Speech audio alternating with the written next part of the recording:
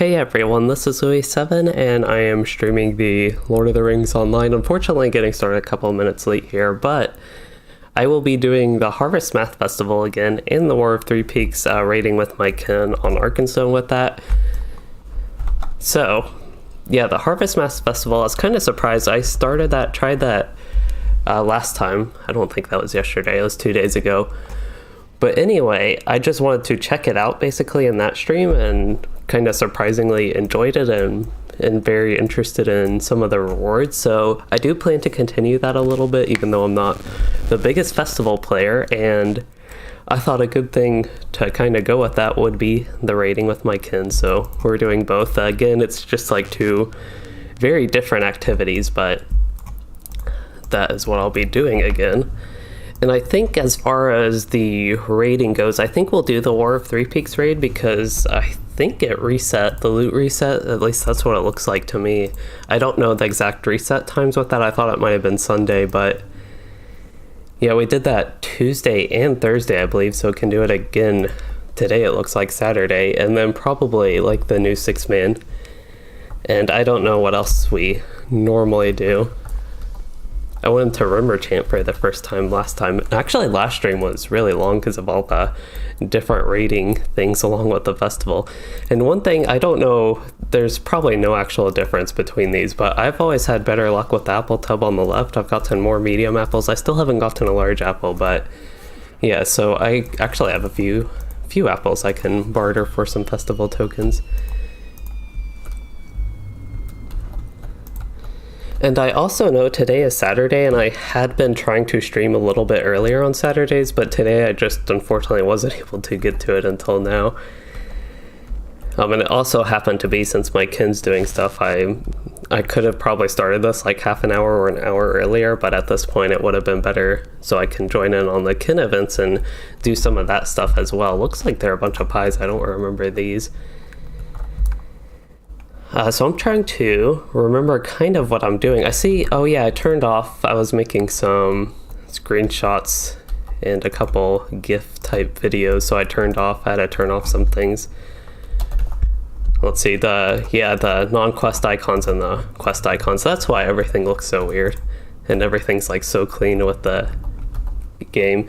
And I did want to say hello to Statics of the Third Age. I'm not sure if they're still here, but they were here before the stream and just said happy Halloween, which I keep forgetting it's Halloween actually.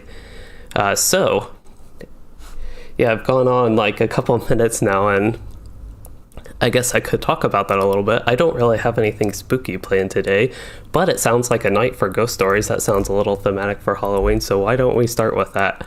I think this is the kind of Bingo Boffin storyline or something. Not the one that's in the rest of the game, but for the festival specifically. I think this is, I don't remember, but this one might be like the non-repeatable. At least at one point I had a non-repeatable thing. Maybe I already completed that though.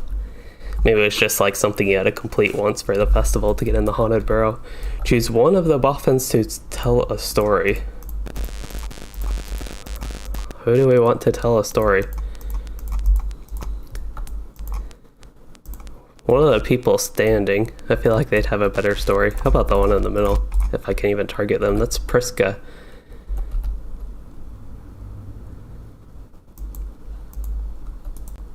Oops, can I not continue quest? Let's try somebody else then. How about Griffo Boffin?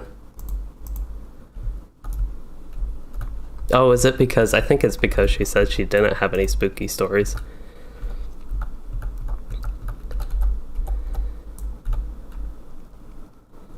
Oh.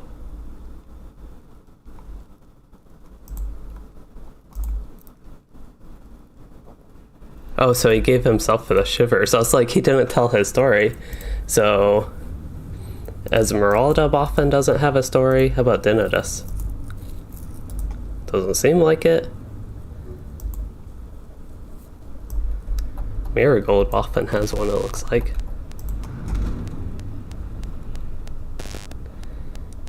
Except Dinodus does not like it.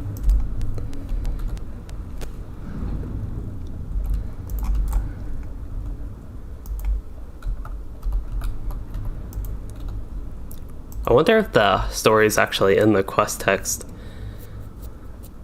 and that's what I would have to pay attention to if I were interested in that. That makes the instance in game, I think, go faster if it is that way.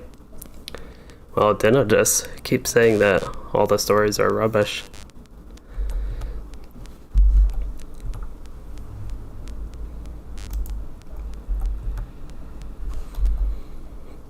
There were a couple things. Oh yeah, I need to look through all my gear and disenchant all of it into the Embers of Enchantment and get that stuff. That was one of the kind of preparation for endgame stuff I did need to do today. So generally when we're not raiding, I'll be doing the festival stuff, and I'm doing the festival stuff until we start raiding, which I would guess is in about 20 to 30 minutes.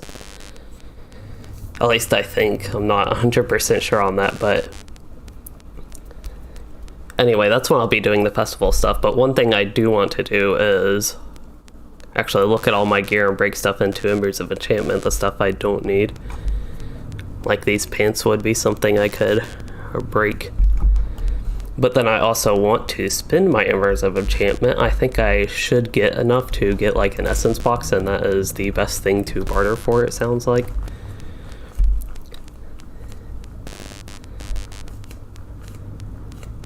And if you all hear a bunch of noise in the background, it is very windy outside. Sometimes a little spooky sounding, I guess. But yeah, it's just been a windy day and it's noisy up here with that.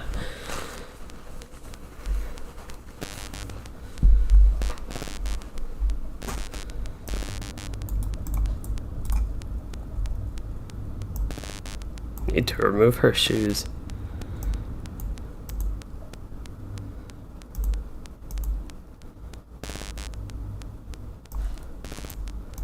I sure gave Dino Dust his gear. I actually don't know if that's how you say his names. I think one of them, maybe Bingo, shortened it to Dino, which I would pronounce that Dino, D-I-N-O. That still could be Dino, but it could be like Dino Das.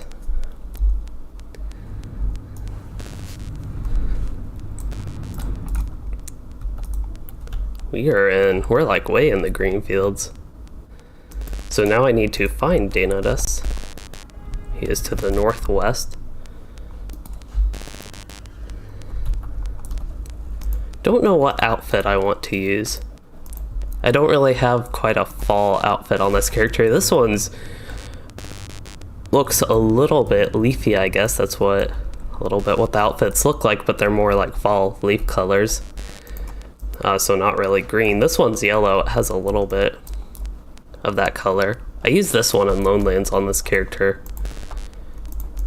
And I use it on some of my other characters as well. It's the Unflagging Dragon. That was actually from the anniversary festival way back. I got that during the 10th anniversary festival, so I got it way back a while ago.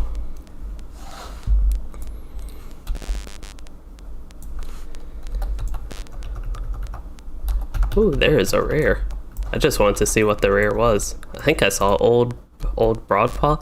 I actually don't remember ever going to this place in the Shire, even though I went through like all the quests on my Guardian, but I do not remember this dark and spooky bear place. Actually, I just want to explore a little bit, like a totally unrelated thing. Bullstones? Yeah, I don't remember. I remember bears in the Shire in another area, I think near Tuckborough, but I do not remember this, and it looks like doesn't quite go all the way to Evendem. It gets pretty close. I don't know exactly where that would cross over in Evendem. I don't know if this would be like whatever that place is called, North Cotton Farms maybe, whatever that place is called. I don't know if this is near that, but anyway, yeah, I just don't remember this place in the Shire.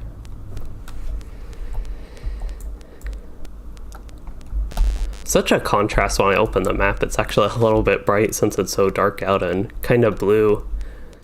That bluish, creepy look. Guess I didn't need to get off my mount for that. So I need to recover Dino Das Boffin's drop pack to the northwest. Oh, so it's almost going to take me where I just went to explore.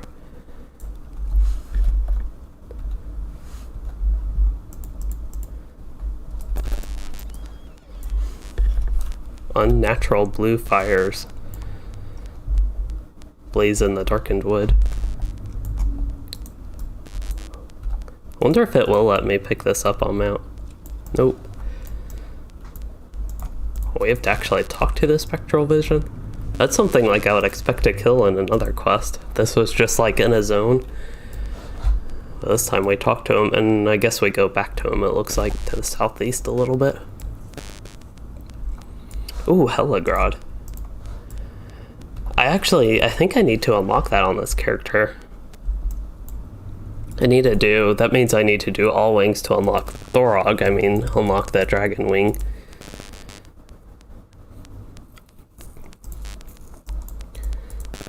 Completed that. Looks like these do count as Harvest Festival activities, so that is good. Oh, now we need to go back northwest again, it looks like. Such a contrast as well, just going out of the kind of darkish, spookier area here. And then going where Dina just was, where it's like, it's nighttime, but it's still relatively bright.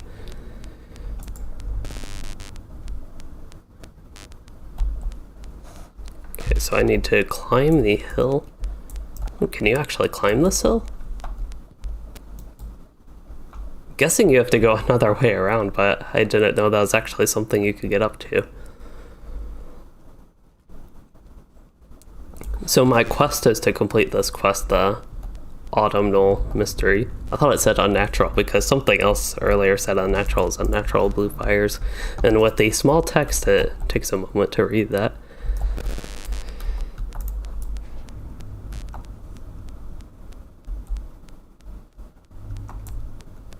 I see nothing unusual.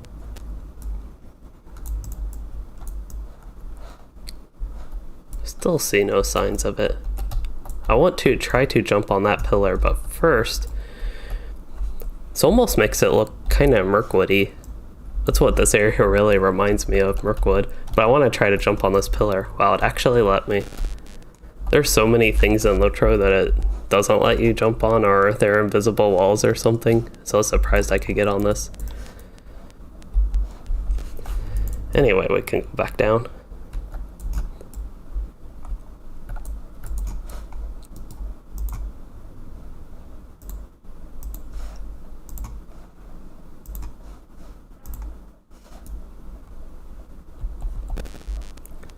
Okay, so now I'm ready to go back to the party tree. Actually wonder, this is something I was wondering, I don't know if there is, but you get the map to the party tree for your first time going to it, but it takes a minute to travel there. I didn't know if there was like a way to barter for maps to the party tree, so I might look into that. I think some other festivals you were able to get maps, thinking specifically the Yule Festival, I remember that, but yeah, I'm not sure if there are any maps, but it would basically be a convenience, especially if I'm going out and about all these different places and then want to go back here quickly. Of course, as a warden, even other characters, other classes now, they can travel pretty quickly. But I can get there traveling to breathe and Michael delving, then I just have to ride my war steed over.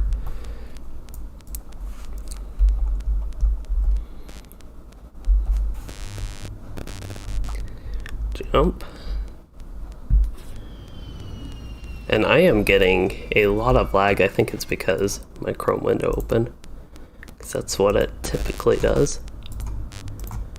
So this will just take me a second to do everything. I always forget to do this before the stream, but I change the priority of LOTRO, the CPU priority, to higher, and then put everything with Chrome to a lot lower.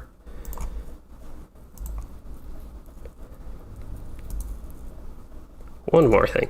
There we go. Okay, so back in and should be better performance now, and it already looks like it. So I need to turn that in at Bingo Boffin.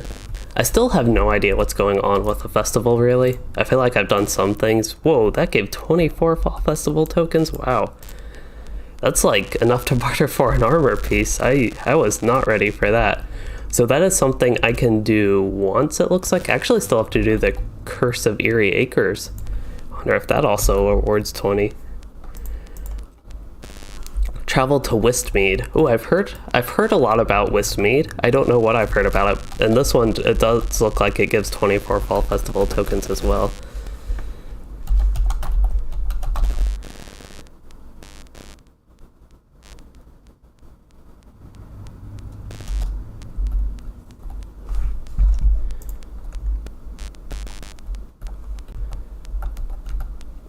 Okay, sounds like we might be doing the stairs. What's is stairs? I think that is the 6-man, and then the Bloody Threshold is the raid. But we can go ahead and go to Westmead. I have not been to Westmead. I have no idea where this is. Oh, it doesn't look like it tells you. I would guess it is somewhere near the whoa. Oh, okay. I would guess it's somewhere near the Shire. I don't know if it's supposed to actually be by Bindbowl Wood. I really have no idea, but could be somewhere like way far away, but I would really doubt it. I would guess it'd be around the Shire just because it's continuing the Harvestmath festival and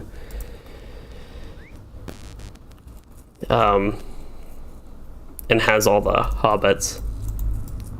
But yeah, I don't know where Westmead is actually supposed to be, but it's a pretty neat looking area, I think. Spookier looking area. Looks like a newer area in the game, like a newer developed area. So these kind of brambly bushes, I don't remember seeing them in a lot of older areas, especially not like the Shire when they made it. And it just looks like some of their newer designs, I suppose. Looks like there's a maze. What are those called, like corn mazes? Would be interesting. So yeah, I guess these individual things don't give the festival tokens, but after you do all of them, it seems like you get the big jump of 24 right away, which is nice. And you also get the progress on the Harvest Festival activities.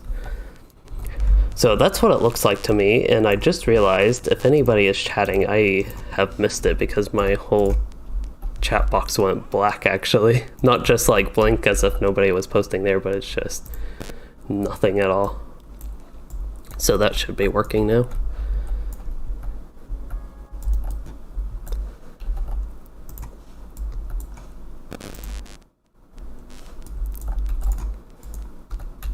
Hello.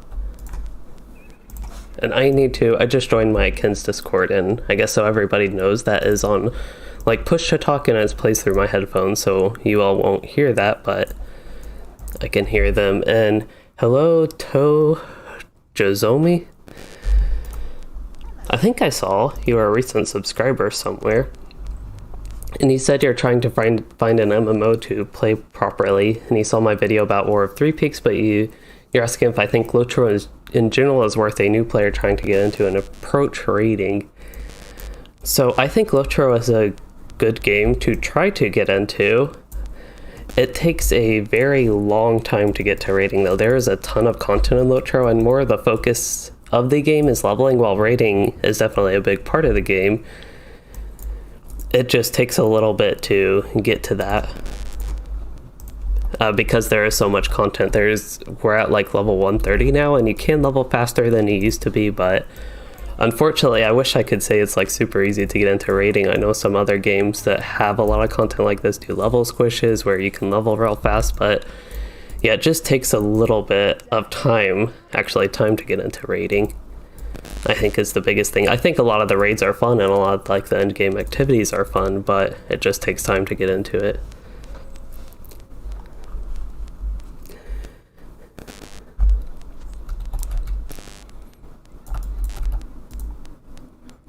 And it looks like I am getting drunk, which seems to be a big theme of the fall festival.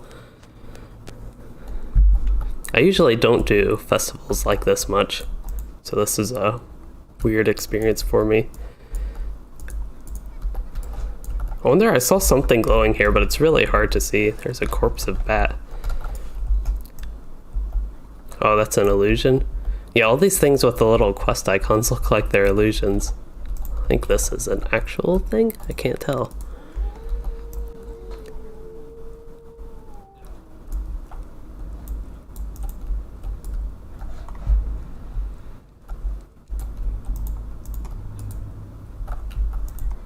And according to the map, there are some barters here, but I honestly...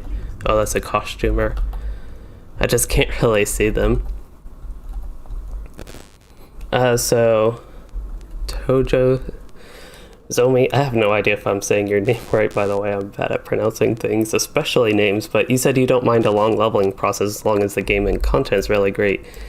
And oh yeah, by the way, thanks for subscribing earlier. I just happened to see that like right before I started the stream, but yeah, I think the gameplay and content is fun. It's the older MMO style, so it's like the classic MMO where you tab target. I'll have some actual raiding gameplay, or at least 6-man gameplay. This is Spiritless Hobbit. This one, I'm trying to scare them. Again, it's so hard because I have Fog Noggin Ale. My character is drunk, and I didn't even know. I was just like clicking things for the festival to do the quest, but I couldn't even, or I didn't even pay attention to what I was doing.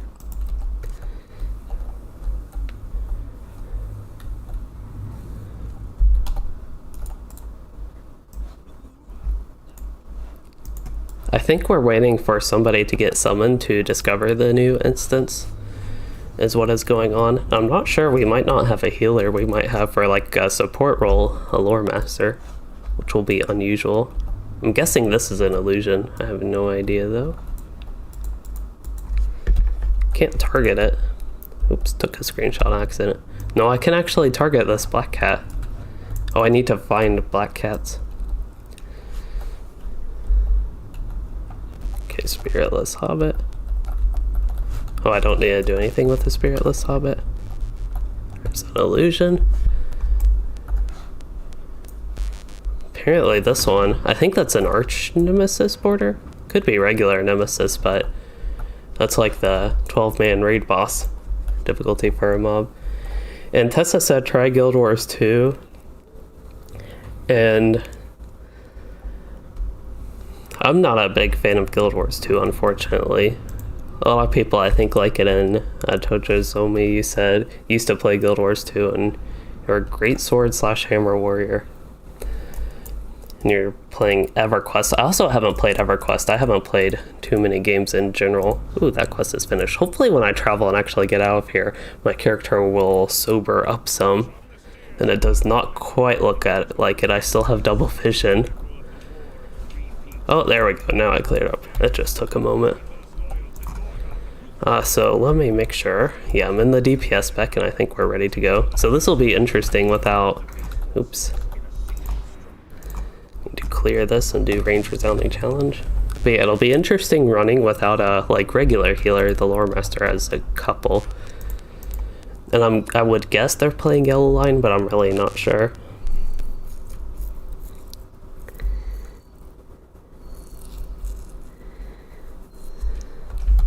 Oh, we're still waiting on somebody.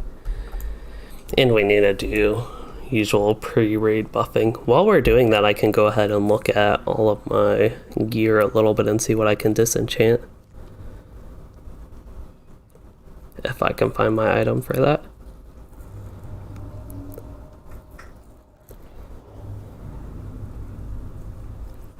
Could just search it, or it sounds like we're about ready to go. But I was looking for the Flame of Encalamir to turn the unneeded gear into the Embers of Enchantment.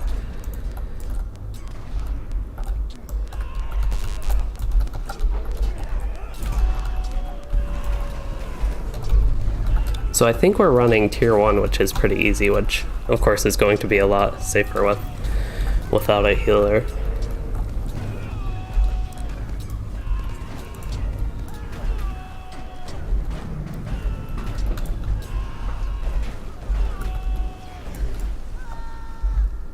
Of course, this instance is also on tier 1 super easy.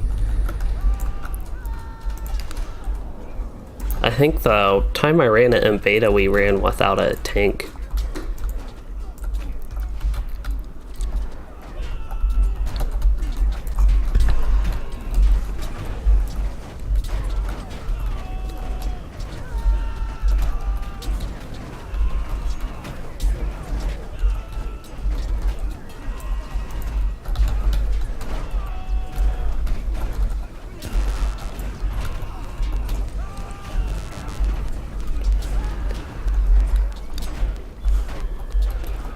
once again, it's just like a stark contrast, I guess, between doing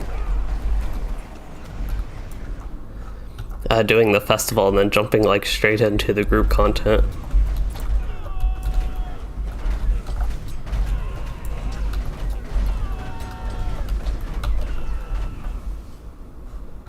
But yeah, I'm also wearing my different outfit. I'll keep this one on. Nice to have a little bit of a change with outfit. And Tojo Zomi, you said my pronunciation, if I can pronounce that word, was all good, and you're tempted to call yourself Tojo, so it's easier though. I can call you Tojo at least.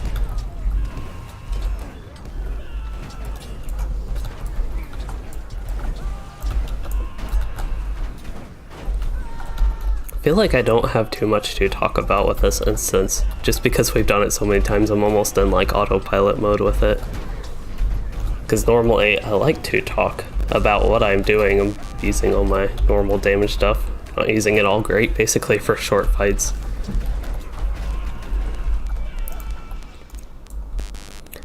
But yeah, just because this instance is super easy, and again, I've done it so many times I don't really have to think about what I'm doing too much. Hello Sam, and you asked, is Warden still not that great of a tank for endgame? And yeah, it's unfortunately still not a great tank for endgame. It's probably the worst tank for the higher difficulty stuff. Now Warden is good at AoE and dealing damage as a tank, so for easier stuff they're not bad, but so like this one, I could actually tank this instance probably even with the gear I have. But yeah, anything more difficult, their tanking is more based on, the Warden tanking is more based on like avoiding attacks or having a chance to avoid attacks and then restoring morale over time in combat. Whereas content is balanced more around defense mitigations and morale, having enough to survive the big hits.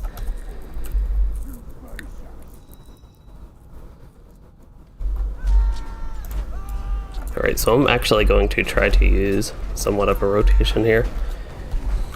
Doesn't really matter too much. The first boss, the one we target first, Mogrush there, he goes down pretty quickly, so I basically just like let my AoEs, actually I haven't even targeted this one and took aggro, but yeah, just let my AoEs hit everybody.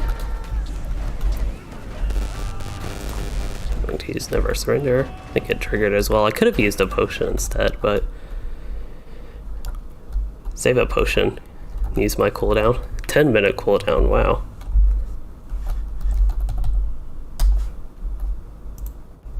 So we always roll to see who can loot the chest, and one person hasn't, but our highest is 61 right now. That is not a good sign. I do need to get my donkey out though. Hello, Q Gabriella. Let's see, I don't see anybody else getting like anything particularly amazing, and I didn't either. This is a defensive oriented ring, but it still is an item level upgrade over my yellow one there, the hero's ring. I wonder, we'll actually have a couple other defensive options on top of that as well. I actually have this exact ring, maybe slightly different item level. No, one of them's 426 and one's 427, but just, I would actually compare the 427. I think the reason I did not equip this was I just lose the physical mastery, and I don't really care about the block and resistance rating as a non-tank. So Sam, I would probably say Warden is similar role as Champion as far as tanking in endgame. I'm not too familiar with Champion. I think most people run it in like smaller fellowship or as off tank, which is something you can do with the Warden. Both the classes are not optimal at that though.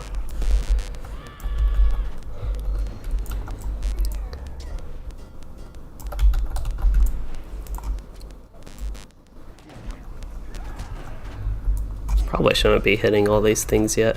Should let the tank pull them all the way, then hit them. But yeah, I would hope they update the tanking at some point so that Wardens are a little bit more viable. I know actually Guardians run into a little bit of issue even in the latest content. with not being as viable as captains. I think a lot of people are also hoping they just update tanking in general. I would be happy to see it. I know a lot of other people would be happy to see Warden tanking viable again. Hello, Din Jaren.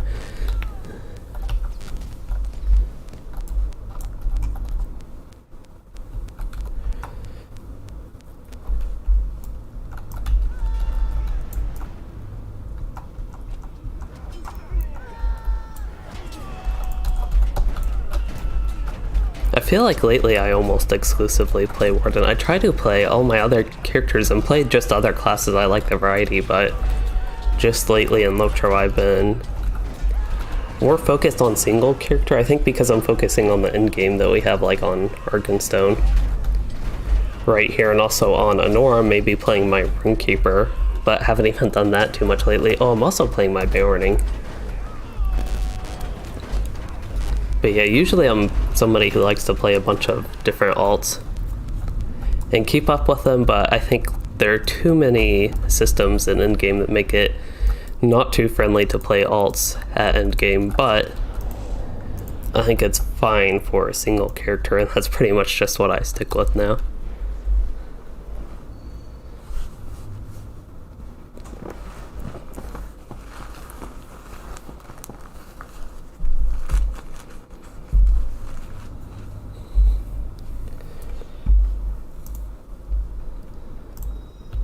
I think it sounds like the Kin's wondering if we'll get enough people to even do the raid.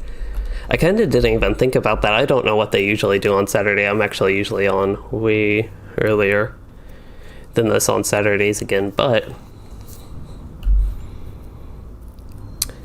yeah, I don't know if just because it's Halloween, if there are not as many people on today.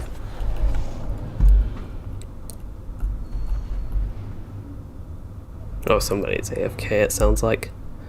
Well, I can look again to deconstruct some gear. I'd like to I can keep different pieces because I can build a tank spec even if it's not the most viable. And Diadem, you said you got your Warden to 90 on Anora a few moments ago, so congrats on that. Means you're 5 levels away, I think, to the cap. I'm still not even to the cap on Anora. So Sam, you said thanks for the answers. And you said you also love my LOTRO content. All the wording guys have helped you tremendously, and you just want me to know how helpful I am to the community. So I'm glad you think I'm helpful, and I'm glad all that has helped you. Oop, that was back. Or, that was fast, and somebody's back. Whoever went AFK. You can see my weapon glow actually pretty nice here, I guess because it's nighttime out. And this boss is super easy on tier 1. I know he has, on tier 2, a lot more difficulty. I've actually heard a few people, even on higher tiers than tier 2, are frustrated with this boss because there's like RNG associated with it and some bugs. Is basically the mechanics. I don't have too much of an opinion on that just based on tier 2. But I still don't even know exactly how the mechanics work. I just know basically my job for the fight.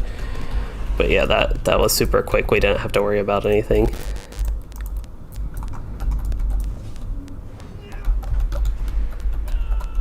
And somebody got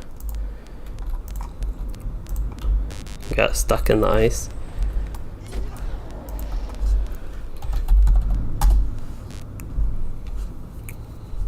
Still not many great rolls. Our highest is 83.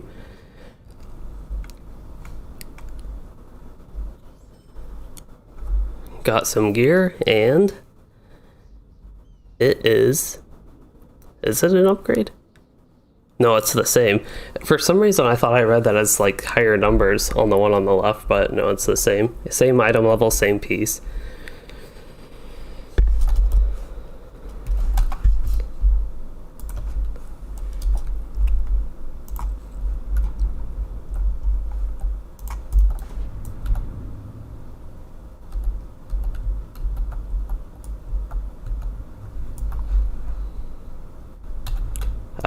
I was seeing if anybody wanted it.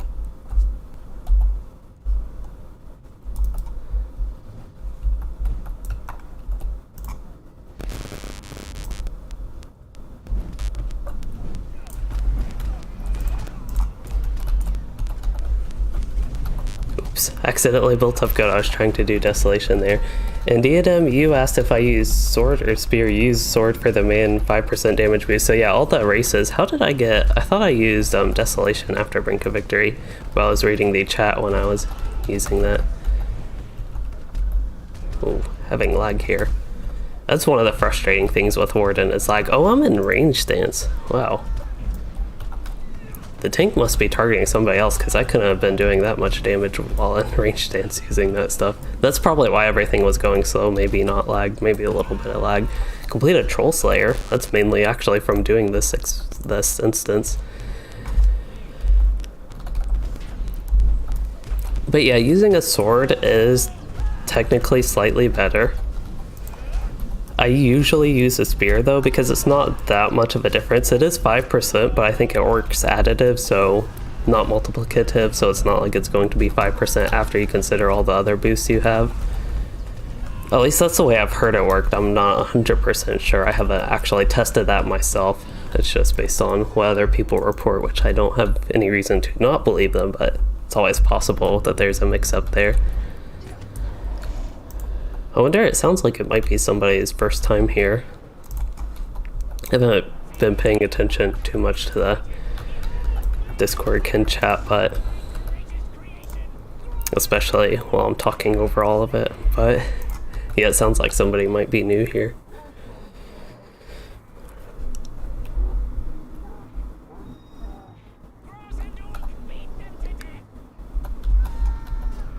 But yeah, this character, I don't remember what all I said about the, oh yeah, we don't need to use our cooldowns. I was about to go through like all my cooldowns and stuff, but yeah, he'll just do his quick phasing as in like 40 seconds of phasing. But yeah, I have a spear on this character in the sword boost. Speaking of sword boost, what people do at level 130, I think for Wardens, if you want to min-max, this would maybe be true. I don't see why it wouldn't be true at like level 95. If you really want to min-max, you would get a regular sword, like a non-LI sword, and weapon swap for some of your skills between the LI and sword. There we go. Boss is up.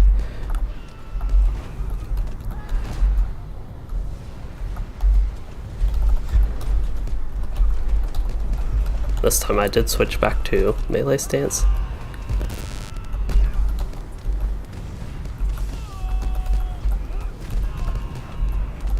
We have a lot of DPS this group, it seems like. Oh, I actually needed to use Mighty Blow still. Doesn't really matter when he's this close to dead. I don't even know if those bleeds got a chance to tick.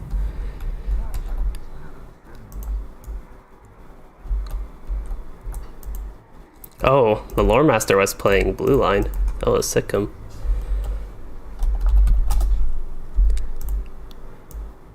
Wow. That time was 79 for the roll one. I don't know if y'all can see that tiny text, but yeah, it looks like I got some pants. I got a downgrade from what I have by 2 item levels. That's a nice, oh, that's a helmet. I was like, that's a nice piece, but it's a helmet. And mine doesn't have the plus, but it's the same, just medium armor version. I wonder why that one has a plus then, if it's still item level 426. Maybe because this is tier 1? I don't know.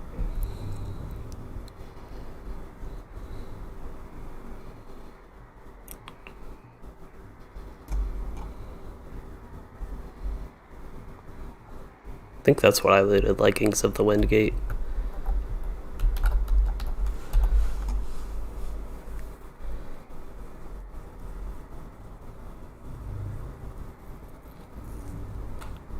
Seems like it's pretty easy to even gear up alts with this though, if you have them getting to level 130, because everything's bound to account. I think that's what a lot of people in the kin do. Since they have alts up to 130, they just like pass the gear and get everybody, even their alts, like geared up before disenchanting, because it's a lot more efficient to do that. Disenchanting, of course, gives you a little something if you don't need the stuff, which is exactly what I'm supposed to be doing during downtime. So I'll disenchant. Wait, let me actually find my Flame of Encalamir, if I can type.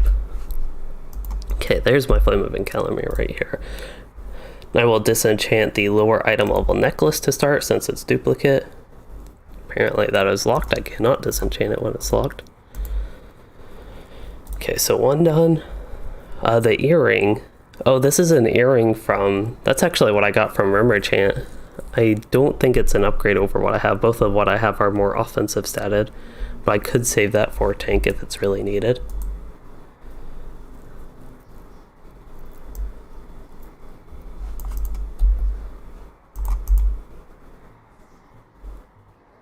Yeah, I don't think I can do any more tier 1s. They were talking about running another tier 1 like with alts, but I cannot do that. We'll see. We probably will be able to run something else, I would guess.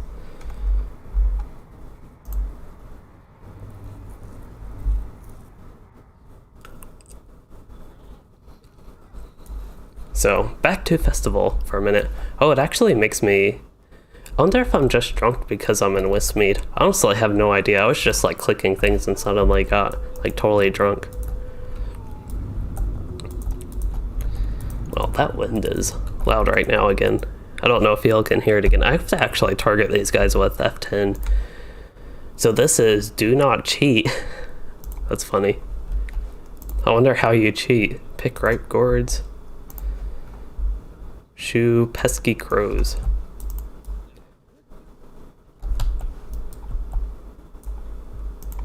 It's kind of neat in a way that you can't just look at a map and see where everything is. That's probably one of the things with the maze that they would have. So you don't cheat. Let's see. I hit F11, that one takes a screenshot. I'm trying to hit F10 so I can actually target. I think there's an item here I can use. Freshly baked pies. I have no idea what I need to do with these again.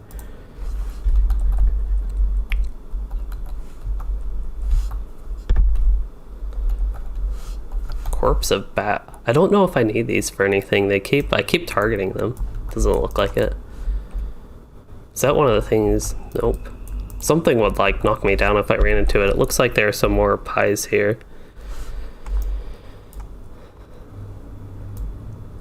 I need to carry this pie. Oh, I'm trying to shake off the effects of the fog noggin. I have no idea where I'm taking this pie. I would guess over here, but I really no idea. That worked.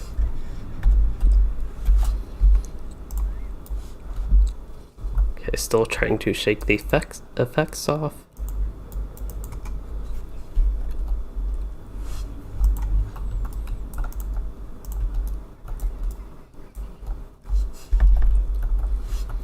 Okay, don't need pony to the party tree. So Andrew McKinnon, you said the maze is much harder than the Spring Festival one. I didn't even know there was a Spring Festival one.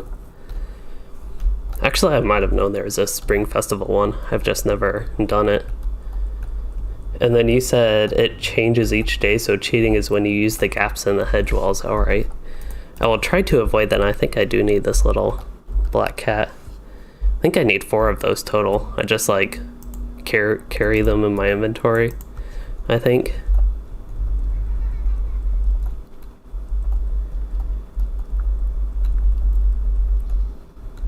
Oh, the noggin foggin thing. I want to call it like noggin fogger. I think that's what it's called on WoW. There's something in World of Warcraft called noggin fogger, I think. I forget what it is. It's something that does some effect to you, if I remember correctly. But anyway, I got the effect off in Eerie Fog. I have no idea what I did to get the effect off, but I got it off. So now we can see. That is nice.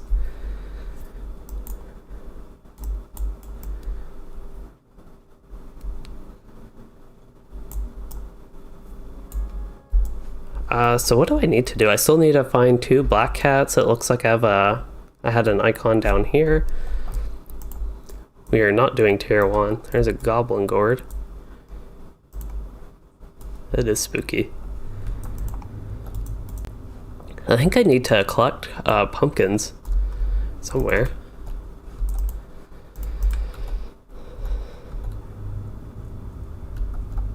Oh, so after doing the maze the normal way, you actually get one to cheat with less time on the clock. That's actually pretty funny, I think. I think this is the exit. Oh, maybe not.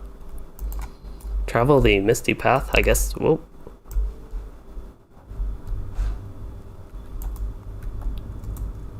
May have gotten turned around. I am outside, it looks like the corn maze.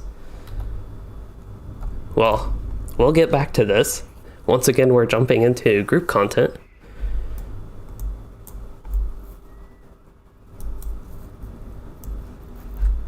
I think that's just a general thing, anybody can do that. I think we're still waiting for somebody to join and get in the group.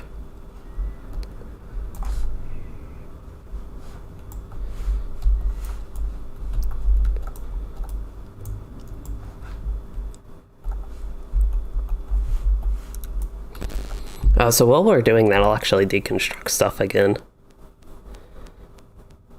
So I don't need that thing. Flame of Encalamir, go ahead and get that one down. And then this old shoulder piece is 418, don't need that. I don't care about the essences in it, they're old yellow ones. These pants are just a downgrade from what I have. And I'm taking care of a lot of things here. Good progress early on. So I'd probably rather the crit defense and resist ones. I think it's also a higher item level, so go ahead and deconstruct that. And any of the essences in these pieces of gear, if anybody's wondering, are like the bad yellow versions. I didn't put anything. Finally cleaning my inventory.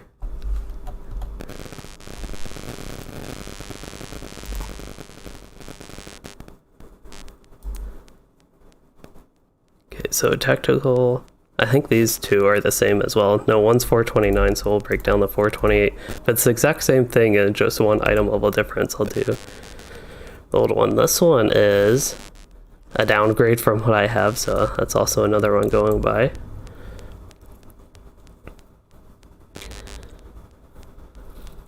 Sounds like we're about ready to go. So these two go in the same slot. One is tactical medic. Oh, they're both the same. Same, I think.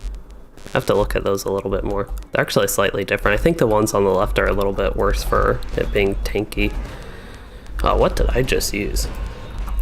We're on tier 2, so I do have to try a little bit harder this time.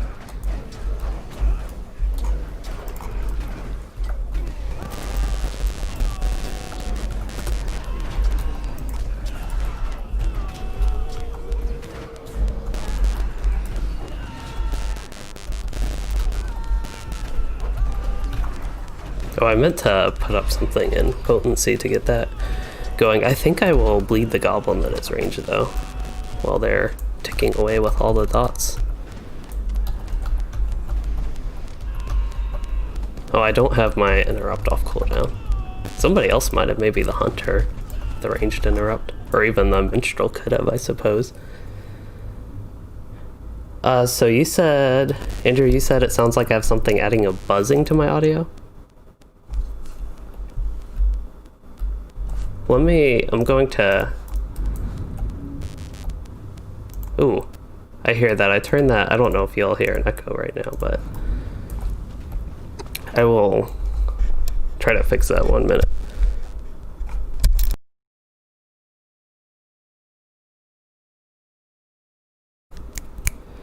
Okay, is that any better? I'll try to listen it again in a minute, but unfortunately we were in the middle of pulling mobs.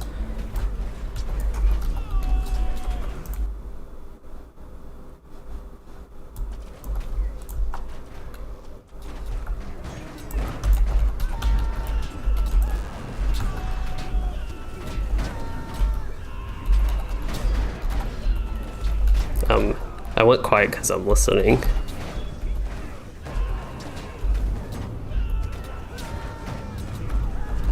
Okay, I don't hear it anymore, but if it's still going on, let me know. I just unplugged and replugged my mic in.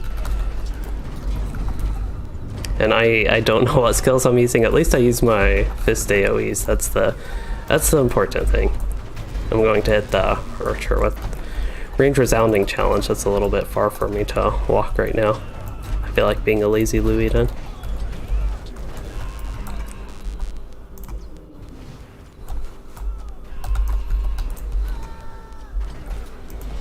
Okay, fixed. Hopefully that wasn't going on too long or wasn't too annoying. I don't know why that happened. Maybe something got a little bit loose with my wire. The wire itself is actually a little stretched more than normal. I used to have it connected to an extension, but the extension like stopped working or something.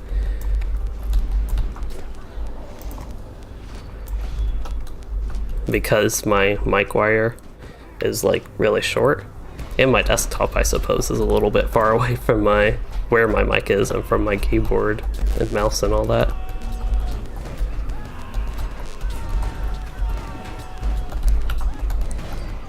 I think, well, I guess the tank is there. I didn't know, maybe they were trying to pull things still line of sight like the goblin. So I have no idea. I keep using the same like fist dots over and over. Probably even at this point it'd be good to do Ranger Sounding Challenge. The captain has a lot of morale left that I can get, even use my javelin skills. That's a problem when I'm not focusing on the warden. I tend to just spam the AoE light dots because they're so strong, and for most content it's okay to do that, but you can do more damage doing other things. What happened to the goblin? Did somebody kill it? That just means I don't need to use my bleed yet.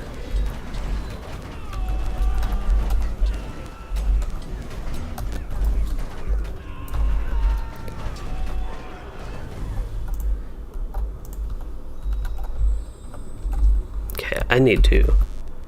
I had my volume turned way up and then everybody got real loud on Discord, so I just needed to turn my volume down. We're getting our assist target up. So yeah, this boss fight should last quite a bit longer. They have increased defenses and then they also just have double the morale, so a lot there. And I need to check my Embers of Enchantment. Okay, just wanted to make sure I wasn't getting too close to going to the cap on that. And then I'll go ahead and eat food. But yeah, I'll go about the actual like opening sequence here a little bit.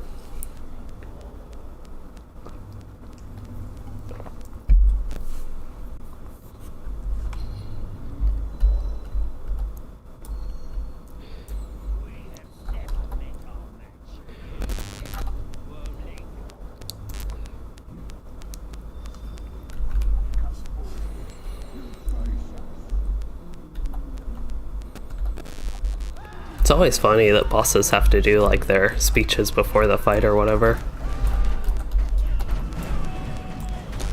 Okay, so I am actually putting the Spear Bleed, Unnerving Strike, and Potency so I can hit it on both of them.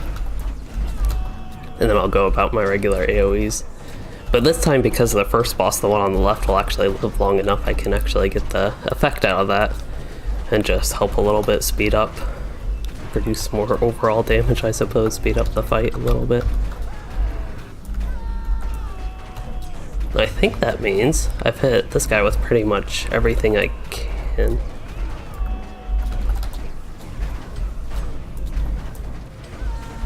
Probably need to use Desolation again.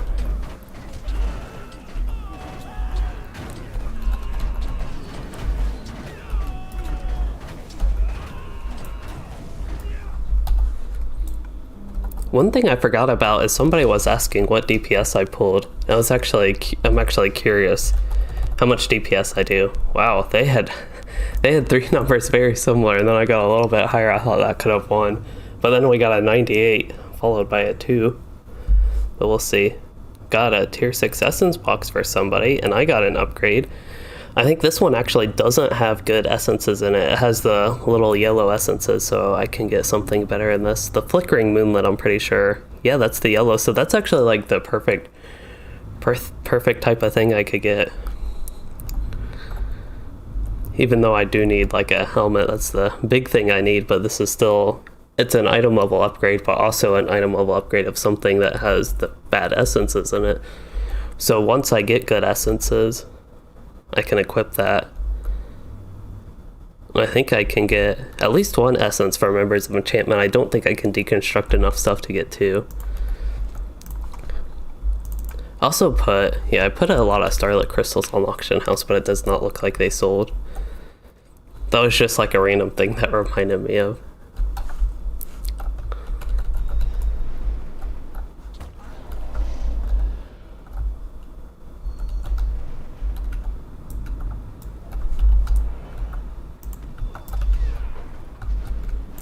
think we still pull this all the way up, but I am going to wait just because it's tier 2. I'll wait to use Ranger's Outlook Challenge till we get a little bit closer. Oh, we're going this way. I guess we're not pulling the camp on the right, but we're still pulling this one. I would stand with the tank, but they might have some like frontal AoEs.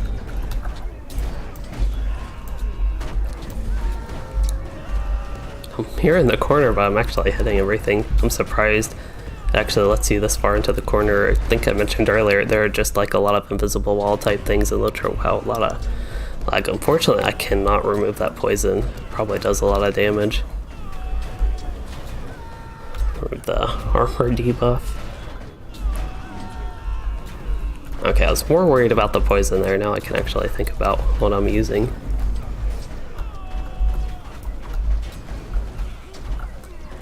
Probably need some bleeds on him.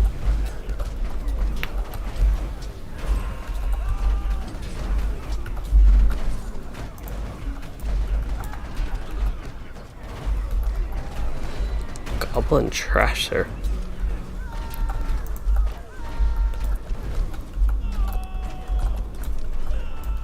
Trying to think of the idea of that name.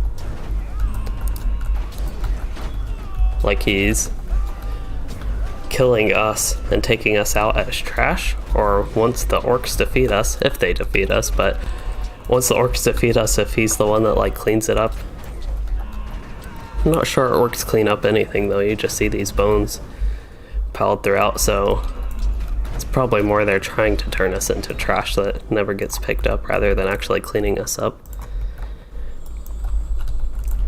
I actually like this weapon glow. It's a little bit more noticeable here. I feel like in some areas it's more noticeable, in some areas less noticeable, but the Orc's Bane weapon aura. Is there no captain here?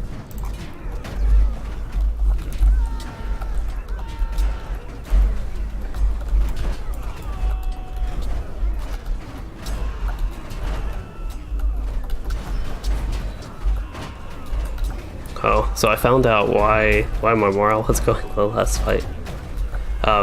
Is line of sight. Apparently the healer had trouble with the line of sight because I was trying to stay behind the mobs and I was all tucked away in a weird corner to get behind them.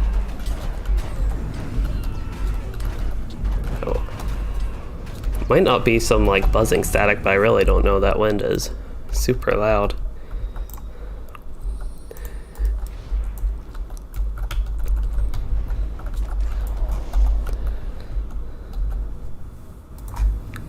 I should actually be good on food. I don't need to waste another one of those. I need to stretch my legs.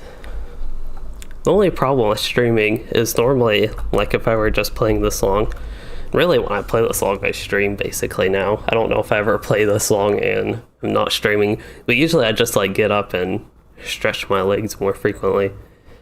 But it's something I know sometimes it's nice just like sitting and doing nothing, but it's just something I notice, like I'll be sitting and then I'm like, oh, I need to reposition my legs and everything's all like rusty or stiff. Not rusty, maybe rusty, but also stiff. Actually, I'll probably do one more set of Conviction and Dance of War for the buffs.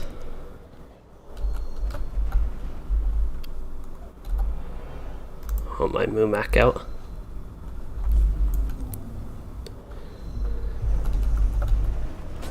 Maybe I can get one more conviction, it looks like.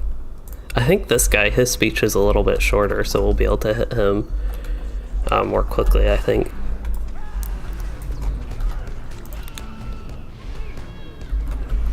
Okay. Got everything built up, so we can go about this. I actually need to look if Desolation or Mighty Blow is stronger. I'm actually not 100% sure on that. Sometimes I use Mighty Blow first, sometimes I use Desolation first. I actually don't know which is technically stronger. I think using what I did creates a smoother rotation though. And I can use like Warcry even there, but then ready to switch back to... I use my Javelin skills, right? Oh, that's... oops. Yeah, I missed that. I saw Chill Them to the Core, but I was just missed that.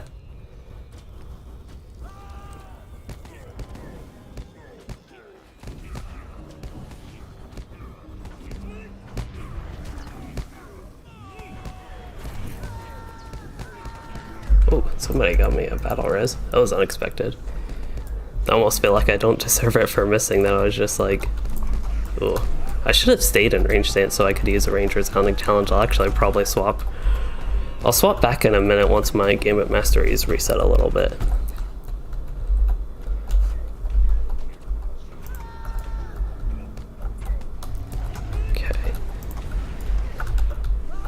Okay, I'm going to get my dots on him. We only have the healer, me, and the tank up. So I need to try to do a lot of damage, basically. And I will use this.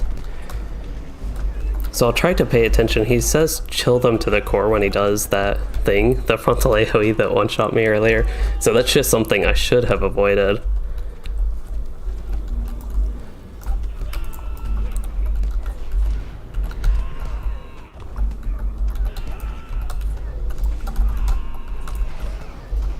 See, I don't know exactly what skills I've used. And yeah, this time I properly avoided that. So I have to get him down, and I'm going to use a potion to be extra safe.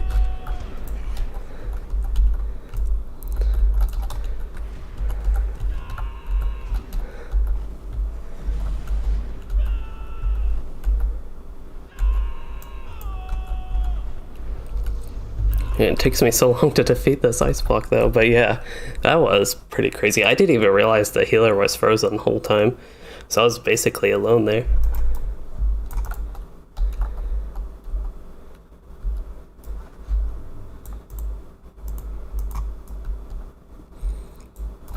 Okay, I get to loot the chest now. Gotta get the treasure donkey out.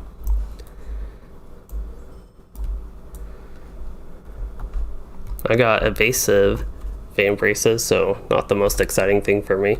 It's also actually the thing I think I upgraded my other vein braces to 429, but these are tanky versions, which I probably already have.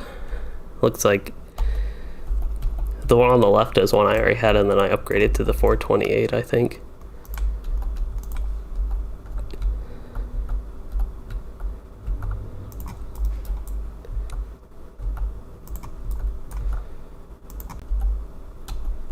Somebody got 428 DPS boots.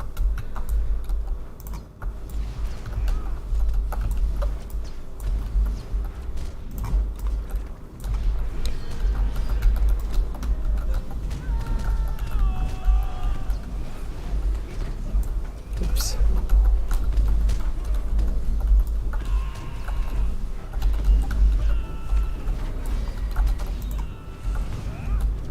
For some reason, I expected that troll to die a lot quicker. I was just like, I used Piercing Strike, not even meaning to use that, I don't think, but then I like had it in battle memory. I used a goad somehow. I think that's what messed everything up, but yeah, I expected him to die quicker, basically.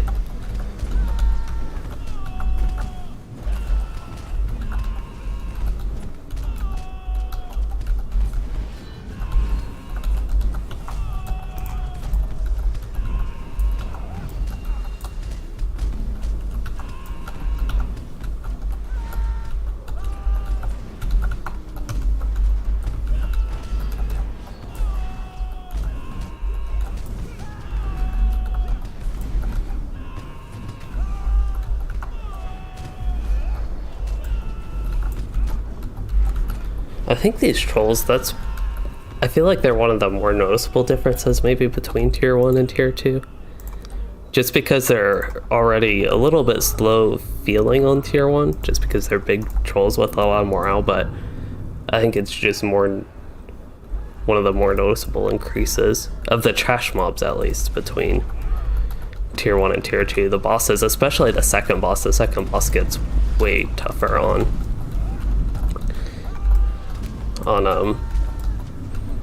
actually I should use my javelin skills. I actually forgot what I was saying since I got distracted by the javelin skills, but yeah, basically the trolls I feel like are just noticeably slower, even though everything is like relatively twice as long about. I feel like I put all the dots I could on that. Actually, I don't have the bleeds on this one on the right. And I just used Mighty Blow instead of Unerring Strike. And I need Desolation again, but he is dead.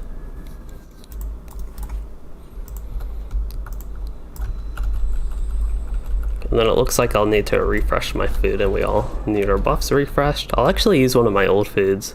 I have a couple of these old foods, and this is a time I don't need one of the good ones.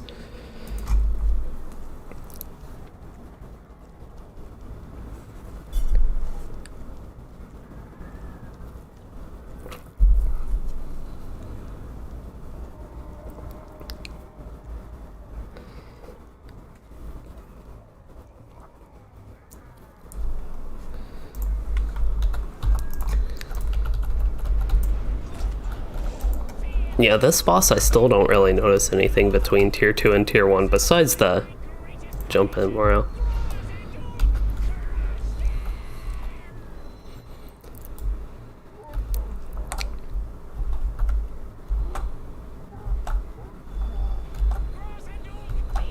Sometimes jumping, it's just like laggy in LOTRO, unfortunately.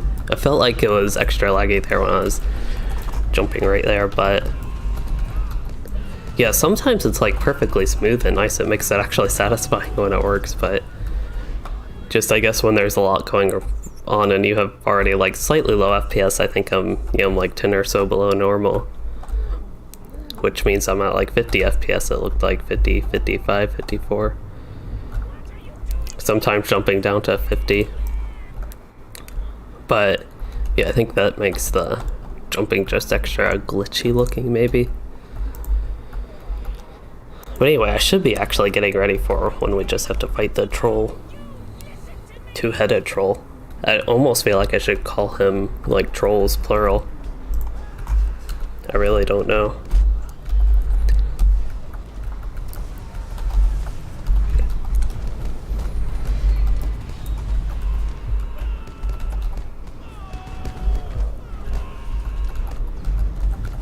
Yeah, I really do think using Mighty Blow after... not Spear of Virtue. Spear of Virtue is the one I just used, but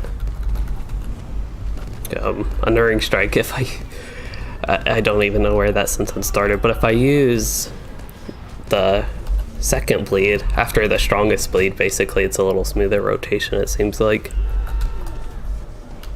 I don't even know what I've used. I should just like reset everything and start with Range Resounding Challenge. That's the problem when I distract myself with talking. I just like totally forget what I have and haven't used and all that stuff, and like this time it's just what's available with the Gambit Masteries is why I'm using these Gambits. Here I'll actually use Mighty Blow, but he's about to die. I actually didn't even get Mighty Blow off. Alright, hopefully we'll get some good loot. I've gotten, I guess, one upgrade, but I could still use... oh, I got a pretty low roll there, 56. But I could really use an Essence Box. That would be nice, or a helmet. I would take either of those. Looks like I got some more gloves.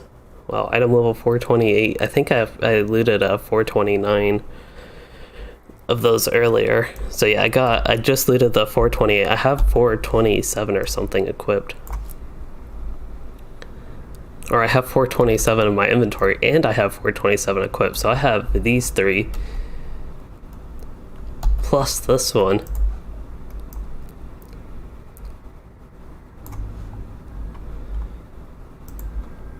What's the... oh, that's the earring, I would guess. I was like, 3 peak stud, what is that one?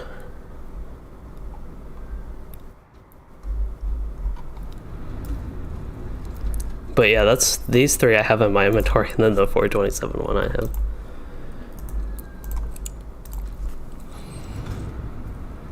So it sounds like they're switching to alts to run tier 1 again, which means I will not be able to do that. I think they do it on alts I could do it, but I wouldn't get any loot, so I don't want to do it. But yeah, I'm actually done with all my loots. I'm totally set on that. And I have a whole bunch of stuff to disenchant, but we will ignore that. Oh, this is where this took me? That's weird. I guess I knew I was coming back here, but that was a little bit weird. Again, I got a little bit lost, and I could just be having a little bit low FPS because that's what I'm having, but oh yeah, this place was a little bit laggier than the party tree. Maybe I'm just like noticing right now. I was expecting something smooth after getting out of the 6-man. But yeah, I think this is the way out. It doesn't look like there's any quest there. We don't have a map to look, but that is okay. Looks like there's a black cat to pick up.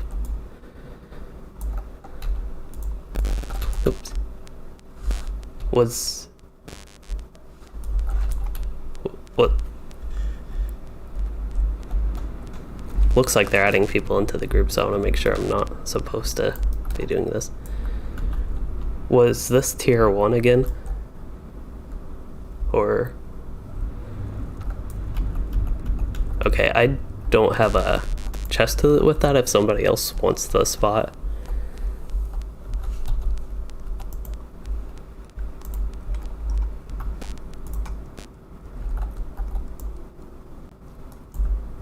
I have a ton of them, but they're all like level 120 and below.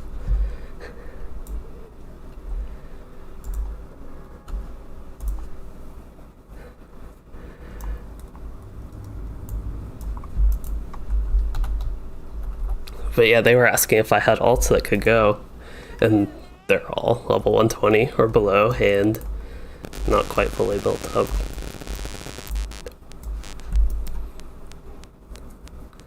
Okay, so I got more Harvest Festival activities.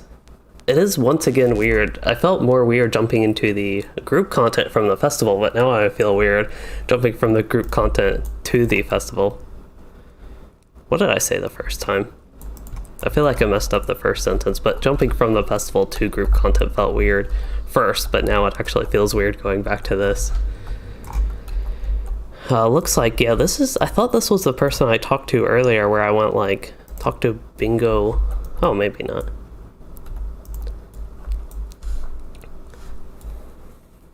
But yeah, I'm going to stay on the Discord, but turn my volume down. Okay, so should be good on that. I'm basically following my mini-map. I don't have a map to follow, but I still have a mini-map to follow. So here's Bingo Boffin. Finish that. Fun and Games 2 is complete. So now I need the Parting Fog.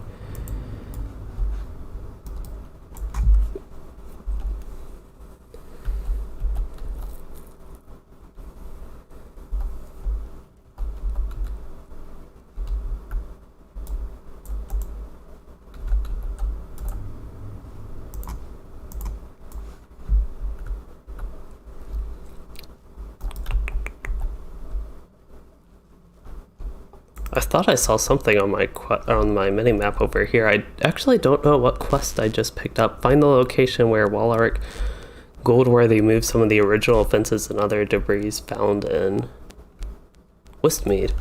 Probably not over here. I thought I saw something on my mini-map pointing me towards this way, so maybe not. I'm actually in a glowing thing, so I could perhaps be needing to target something. Turn floaty names on.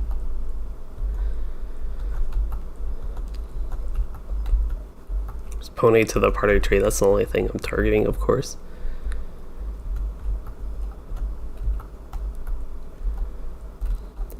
Face down wooden side among... oh, this is the debris. I should have known that. I actually remember passing by this place, but I just didn't really connect debris with having to go somewhere specific. It looks like there's another area with that, and it seems... oh, I actually need to read the new... what? Read the discarded wooden sign? I thought I just did that. Oh, maybe not. Maybe I still need to do something over here. I thought I actually did this. Oh, I turned it over, but I didn't read it. It says Eerie Acres. It used to say something else, like Green Acres or something. Glaries? Oleries? Cleary's? Maybe Cleary's Acre?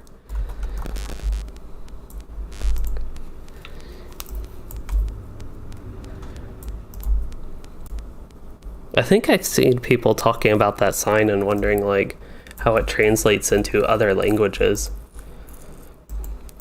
Because I don't think there's much text in the game on like signs that's actually readable in English. Talk to Waller Goldworthy. For some reason I thought she was to the southeast, but I actually think she's northwest. Or more north than northwest, or he is. Back to bingo. It's just so nice that I can see. I remember having that noggin fogger. No, that's not the name of it. Like fog-in effect, whatever they called it. Haunting of Westmead. Talk to Will Whitfoot. Also don't remember where he is, or if we have talked to him already. Have a lot of the Fall Festival tokens now, especially after getting that big 54 bunch, and I think I've gotten a few today, and I've already done, I think I've gotten at least a lot of the fall festivity things done. Completed a Spirited Harvest. Oh, is that the one for 10? Doing 10 things a day? So I almost have enough to get my new raid set, which would be the vestments, the cowl and hat, and then the raven wings. This is going to be my new raid look. Wow, that's actually, okay, let me reset. Something didn't seem to change that much. So I did this. Yeah, I guess it's just a little bit similar, that outfit in this one. Almost similar colors, not quite the exact same, but anyway, for the quests I need to talk to Will Whitfoot. Oh, and Michael Delving. We have to go back to the party tree. Actually, back to the party tree and then to Michael Delving.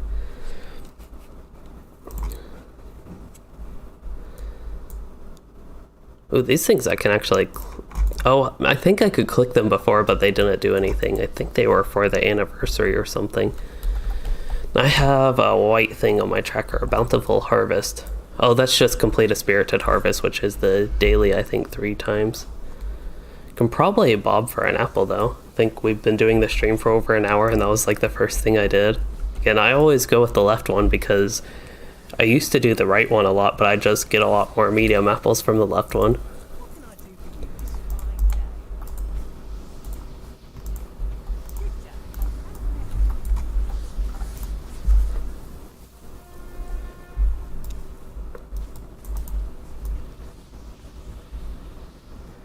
Billy Hennessy, you asked what's my favorite of Tolkien's works. Unfortunately, I don't really have an answer for that because I'm not too familiar with it. I haven't read like any of the books. Oh, played Troves and Trickery. I can actually do Troves and Trickery. It takes 20 minutes, but I believe I can do that. I don't remember exactly where everybody is. But yeah, I oddly don't have much of a background from like the Lord of the Rings and Tolkien's work to have an opinion on that because I haven't read those books.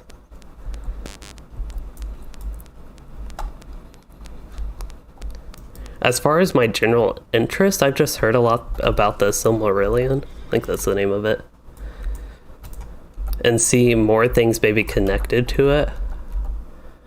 This is /pick, I think. I'll have to target her while I do it.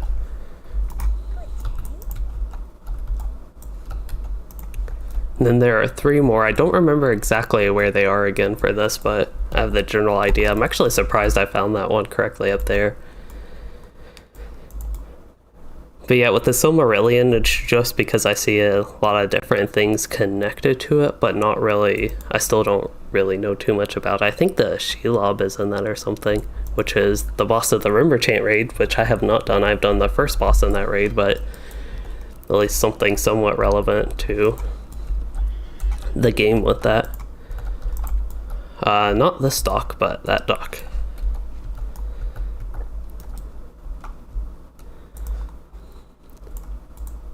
And flowing water looks just a lot better in this game to me than non-flowing water. It's pretty crazy. I think just how much better water looks if it's flowing. I don't really remember all the emotes you have to do, but I think actually looking at them, going to the hobbits, talking to them, it quickly reminds me, because I actually did forget about Tantrum and Pick. But then once I talked to them, it like triggered that memory, I suppose. And then I thought there were 2 more maybe to the west here that I have to do. Maybe I'll get on my regular mount, which is a boar, which is super weird. Oh, here's the other one. This one is Burp. Oh, and then I actually do remember where the other one is. It's up north, I think, in that area.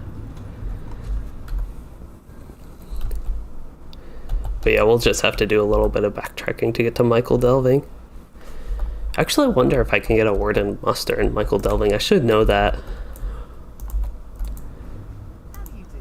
This is not Shudder, but Shiver. I remember when I was first, like, didn't know what to do basically for this quest, it sounded like I needed to do Shudder. I didn't even know that I needed to do an emote for sure. That's just what it seemed like. So I was like /Shudder, and that's not an emote, but it's Shiver, and it's just something related to what they say, not exactly a direct copy.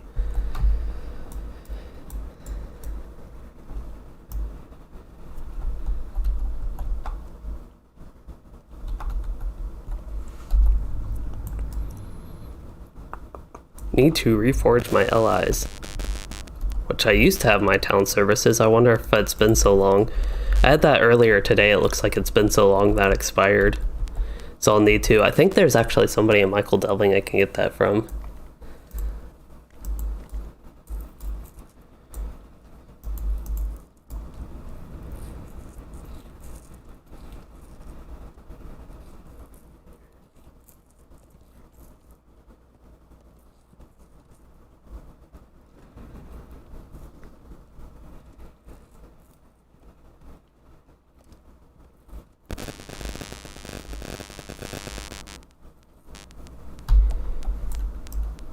I think...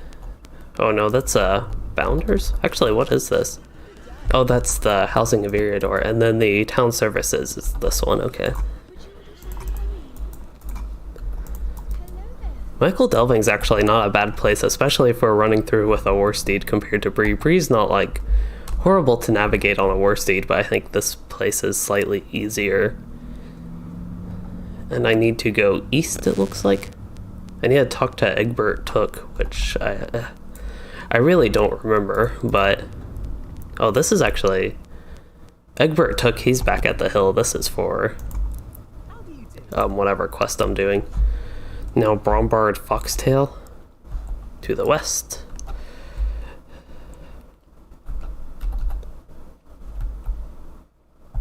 Okay, straight and west. This is really bad to do on a war steed, but it makes it more exciting.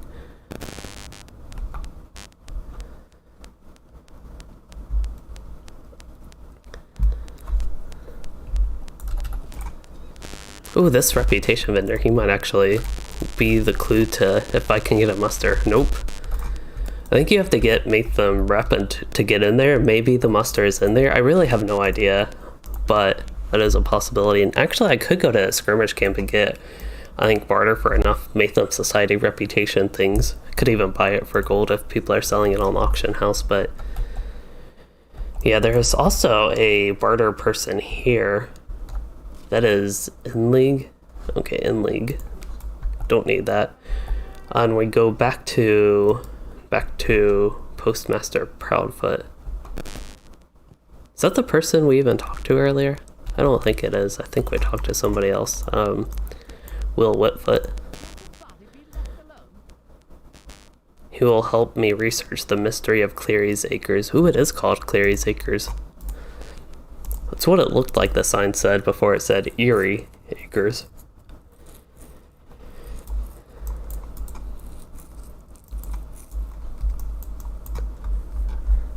This is the end-game map, but it's still, I think, neat to see. Actually, like in an area, it seems like a postmaster, post office would have a map of the Shire where they need to deliver mail or whatever, but it's neat to see. And it actually even has like it says two far downs. I'm just curious. It says too far down, so I wonder if that's the same. Yeah, it says too far down. I don't think you can actually go out that way, because that's south of Durin the Wind. That's probably down here, so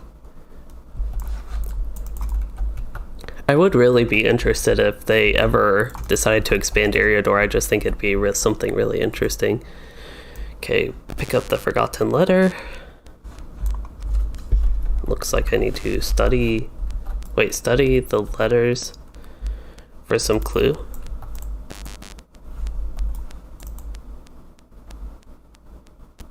Oh, it's reading the letter out loud to me, I think. That's weird. So Galadriel Greywinter, you said this part takes forever? That's unfortunate. Sometimes it's nice to go through things quickly, and I know some people like kind of the story aspect, but this seems like one of those slow things that, so far at least, is taking a while. A lot of running back and forth so far. But if you're talking even about this post office part, hopefully it's not too bad. Looks like the letter's about done, though.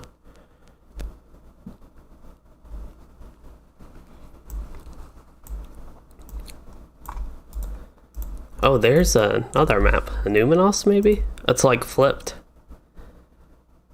I wonder how that became flipped or why it's flipped.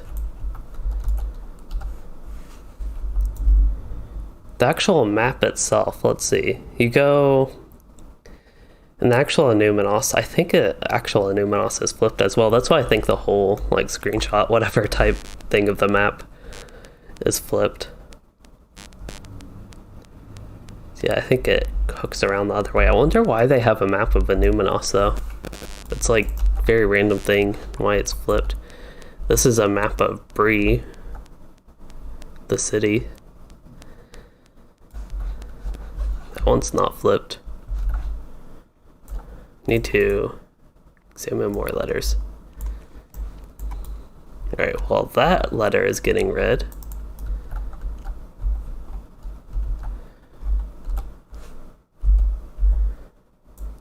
I cannot tell where this is, but it almost looks like Lonelands.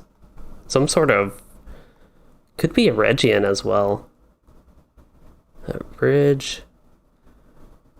looks like a Region. I'm thinking that's a Region. There's a place in the middle. Don't remember the exact name of the camp. Etched. It's Etched something.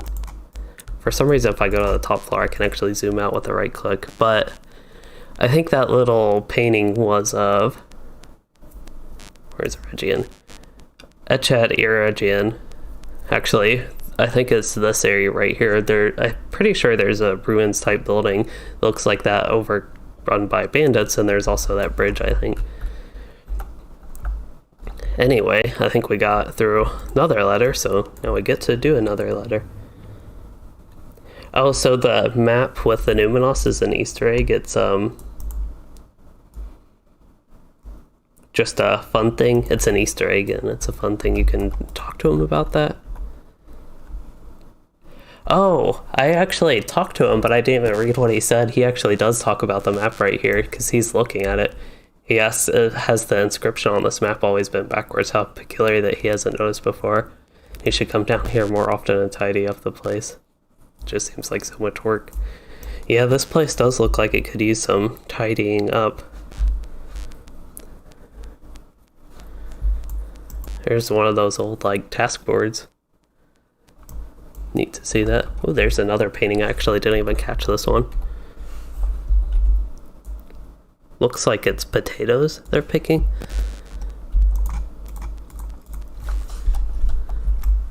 Another forgotten letter.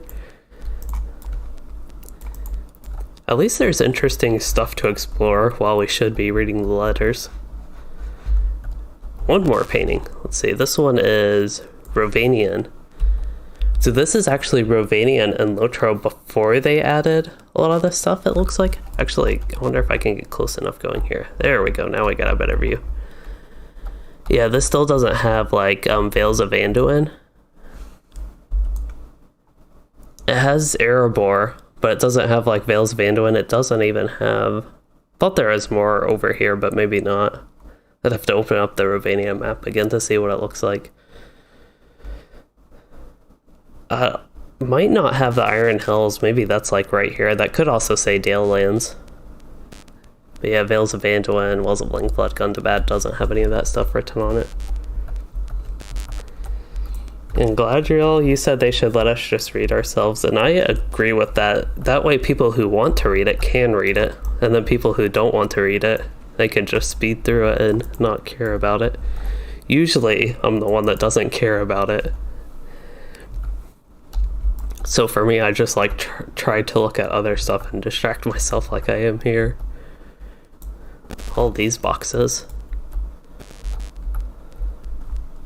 I like their shelving. It's very, actually is a little bit decorative looking. Adds to the aesthetics of the hallway, the stairs, but it's practical. It has like its uses, and I'm a fan of that type of stuff. Our box is way out there. That's even like tough for me to reach. Guess the Hobbit would get to the very top of the ladder. I still don't know if they'd be tall enough to reach the top shelf. Maybe they have to jump up there somehow, get a taller ladder. Okay, so that letter is still going. What's behind these boxes? Anything? A bag of wheat, it looks like.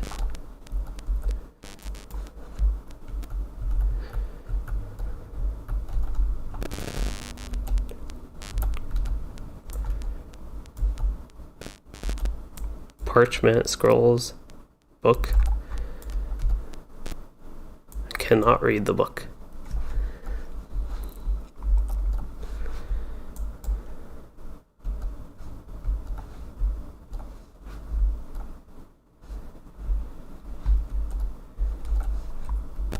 Still waiting. I think that letter is about done. Just did like the closing, your dear friend, Ivy Redsmith. Okay, hopefully that is the last letter. I am getting a little bit tired of this. It does feel like it's taking long. So it does look like that is the last letter. Wow. And I really feel like I just got done looking at every little inch of the house, or the post office. Okay, so now I need to talk to Clem Underhill, the escrow broker, and Michael Delving. I have no idea where he is. He's right here. How convenient. To Bingo back in Westmead, so we need to go way back to Westmead, which means we need to go out on an adventure with our war steed.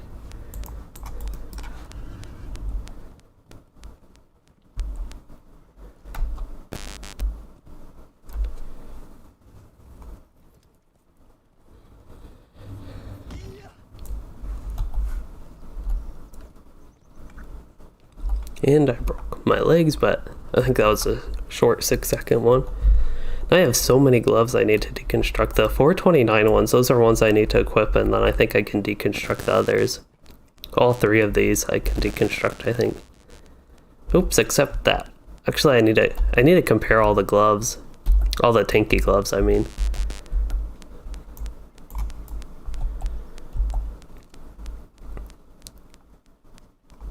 Okay, so it sounds like that group that split off, the people that are running their alts through the 6-man, they are going to run tier 2 of that, which I'm also locked with the loot on. Where's my chest locks? There it is. So I'm done with the loot I can get on the tier 1 and done with the loot I can get on tier 2. I think this is going to knock me off my war steed, but that's okay. I can just get right back on it. You can actually see the fireworks going on right now.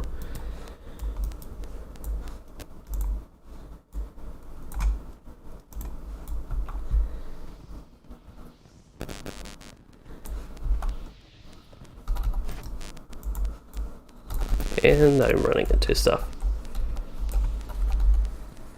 Okay, so I have all these UI panels up. I was just on auto run. I was actually refreshing Streamlabs, making sure I didn't miss anything while I was doing that, but then I started to run into stuff and all that. But anyway, we are set now. That totally got me distracted though. I need to talk to people. I think I have a quest to turn in. And oh, I need to go to Westmead, that's right. Actually, those wings, I don't know if that's their outfit, but I think those wings match the color of that outfit pretty decently. Definitely want Fall Festival token and not a Hobbit mask token. We do not care about the Hobbit masks. I think that's, I actually don't even remember. I assume it's for like some sort of mask, like some headpiece, Halloween type thing. That looks like a Halloween type outfit as well. I was going to say just from the back before even seeing like the Raven-y, I think it's supposed to be kind of Raven type face piece. It looked like something spooky, actually fitting for right here, kind of fitting for that Mirkwoody type spooky environment. This is a little bit like, so Not But One talked to Dinodus and Westmead. Oh, he's actually here in Westmead? I didn't even know that. Don't know where he is here, but he is here, it sounds like. Or actually I did know that because I remember targeting him or just seeing that earlier.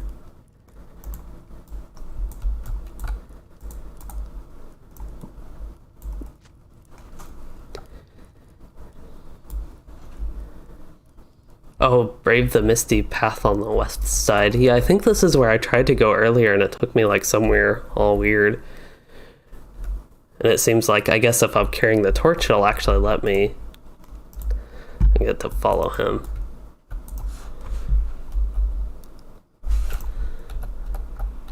Oh, I'm running too fast. Actually, let me do insert. Let me catch up to him. I'm trying to get where I can take a screenshot of this, but it's all funky. I can't actually see what's going on. I'm almost spending too much time trying to take this screenshot. I can't actually get it. Okay, if his text would go away, I could get a screenshot. In my phone, I think it's on silence, but I just see the screen flashing. Okay.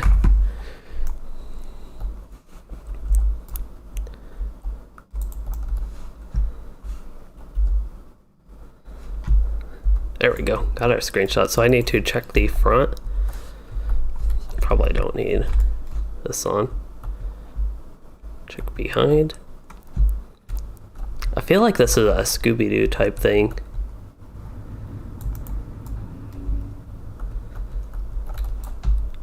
But then there's no like ghost chasing us.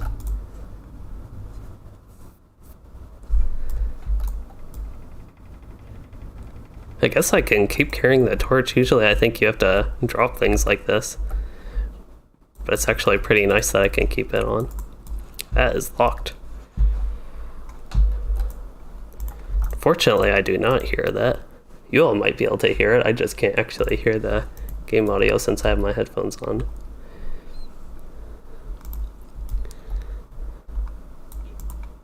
I don't know who that's supposed to be or why we could see that.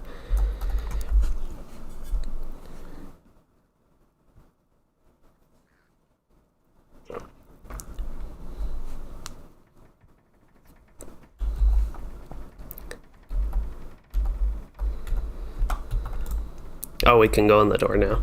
Well, it just magically unlocked itself. Mushrooms in here. It looks like some wheat in a tub looking thing. Ooh, there's a cave in here. Oh, I'm actually supposed to make my way through the tunnel. I didn't even know that. It's locked. Oh, I'm supposed to do it with Dinodus though. Dinodus. Oh, now it's unlocked. Stairs. Probably just keep going until I come across the locked door. I think that candle is floating. That's pretty spooky. I'm pretty sure my torch would burn this stuff. Well, I guess we keep going. Ooh, a painting. That is the Moria. Wow, when I zoom all the way in, it's like the torchlight is just totally gone. But I think that almost looks like the gate to Moria, but there are trees around it. I wonder, that wouldn't be on the other side, would it? Like Lothlorien side. I don't even mean to get distracted by these paintings, but after that, is that a shrew maybe? It's a little bit cute, but at the same time also, ooh, some, I don't think that's like fungus. but some neat crystals. Dragon. Here's a map. Is that East Rohan? This is, I think that's supposed to be like Mirkwood area, map of Rohan. Rovanian again. There's something peculiar about these stairs. What, they just keep going on and on, or have all these maps? There's actually that same Eregian map.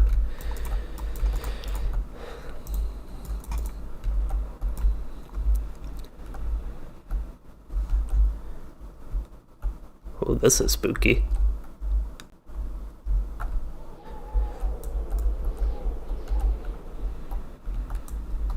So the visions that I see here are all relate to the spooky stories and the other bingo buff and Harvestmath quest.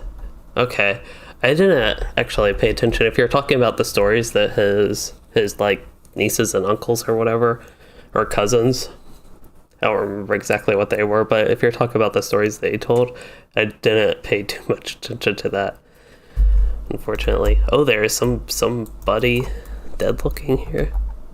Is this the stuff that made Dina just like run away, totally scared? House and Cleary. House and Cleary question mark.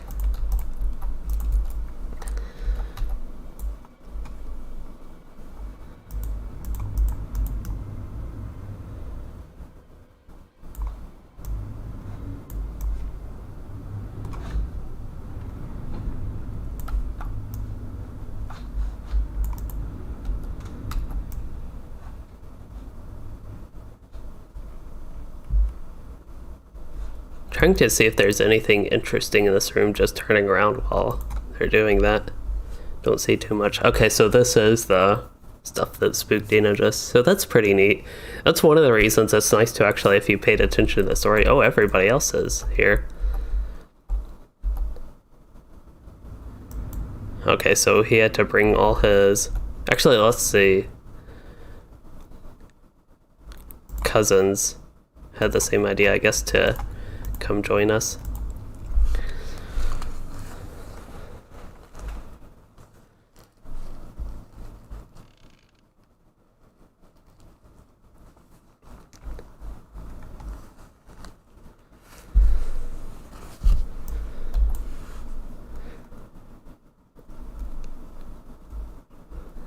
Oh yeah, I wanted to compare at some point, compare these three things. Well, while we're doing that, paying attention, definitely. I think it sounds like Bingo doesn't think he is the spirit of Cleary. Halson Cleary. But as far as these three pieces go, the 428 is the highest item level, so as far as tanking goes, I would probably want that. But the one on the right has more tactical mitigation, but I actually think the one on the left has more vitality, maybe enough to make up the difference. Also, it's higher item level. So I'll probably keep the higher item level one, the 428. So I'd keep those two and deconstruct these four. Deconstruct these four. Actually, I should put the four I deconstruct up at the top. But yeah, just trying to organize my inventory a little bit. I think the Defender's Bracers of the Threshold, that's from the raid, compared to the other ones being from the 6-man, but yeah, oops. I still don't know who this spirit is. I've been trying to pay a little bit of attention to the text going on while I was doing that, but you guys still don't think is exactly said. Or from the air, deliver the mail. Oh, is this the mail that I picked up, I guess, from the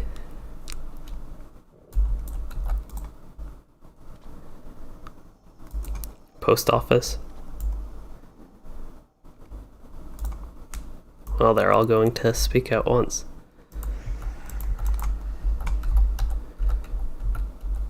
Skulking Ire had changed its name.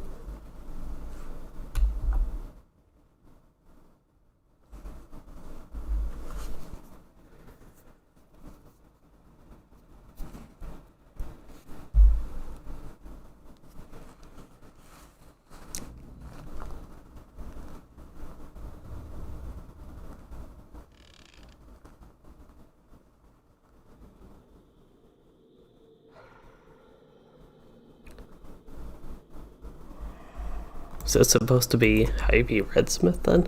I don't know who Ivy Redsmith is.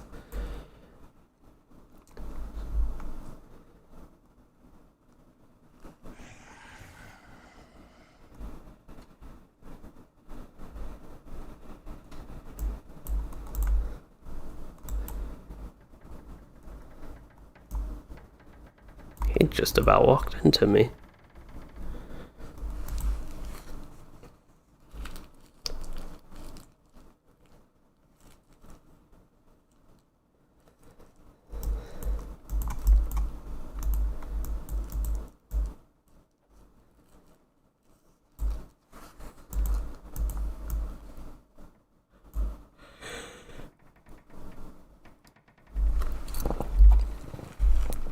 Well, that's going. It looks like I have a couple other pieces of gear I can probably compare.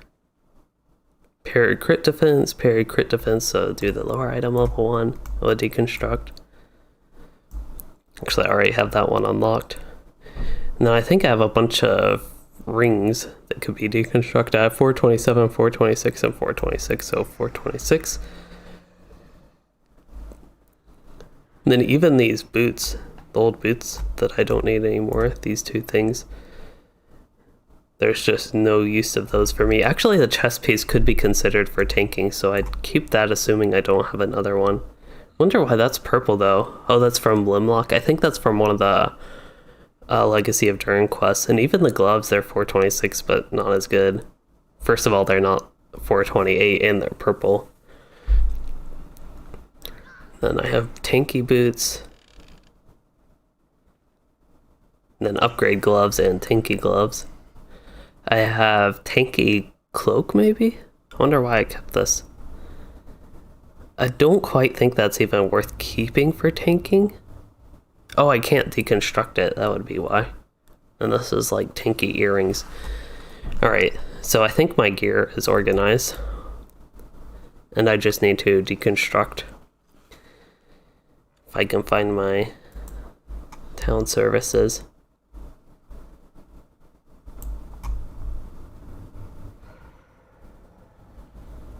Apparently, Dana just calling him Skulking Liar. Everybody liked that.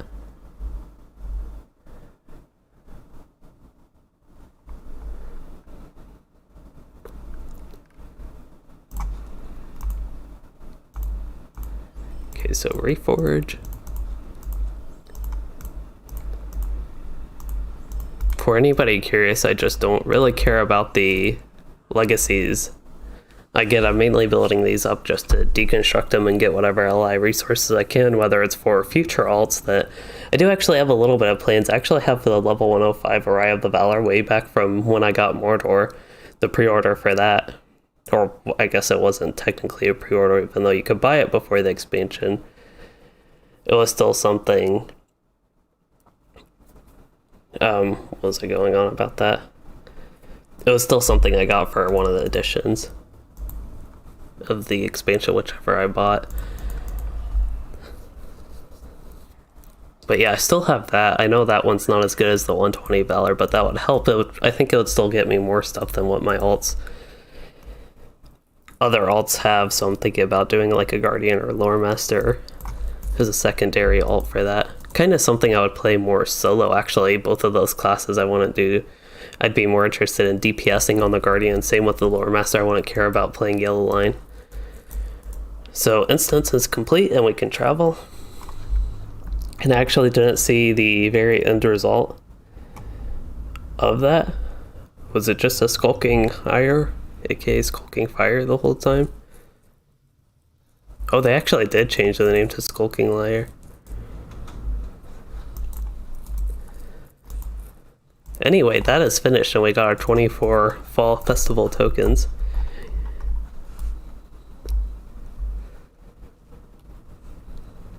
Which means I have plenty of Fall Festival tokens.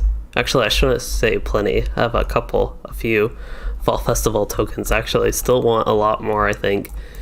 The question is, though, what order do I want to get stuff in? Because I'll probably do the dailies a little bit, at least once more for the Fall Festival. I'll do the dailies at least once more for this stuff just to get that, but we'll actually get 5 Fall Festival tokens just for doing that once. This is even a repeatable quest to complete. Wait, there's a repeatable quest to complete the repeatable quest, which is a quest to complete a repeatable quest, but yeah, this is 4 days, so you can do it 3 times in 4 days, and this just says, like, complete it. Huh.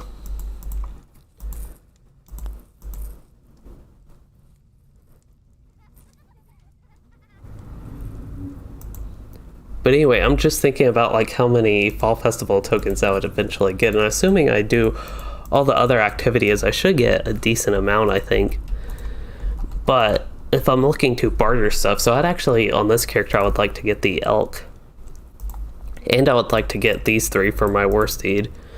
Maybe even these 3 first, but the nice thing about like the other piece of gear that I want, or the cosmetics that I want, like the Autumn Sage set and the Raven Wings, I could actually get these gift wrapped selection boxes, and people could like sell those or trade those. I could like trade my gold or other end game valuables for them, basically.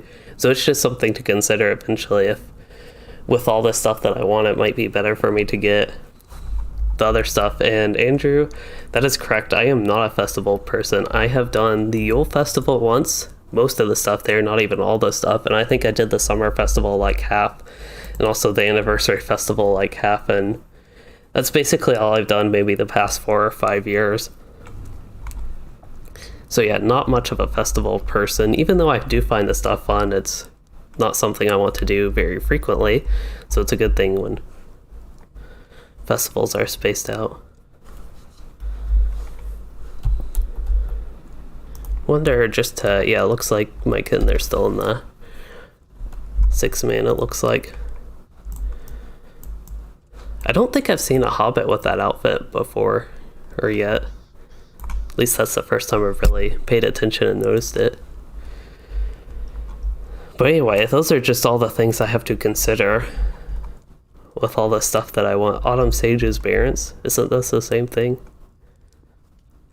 What is the difference between this and this? They look the same to me. Is it because that's like new items and then Fall Festival steeds? That's probably why this is on all.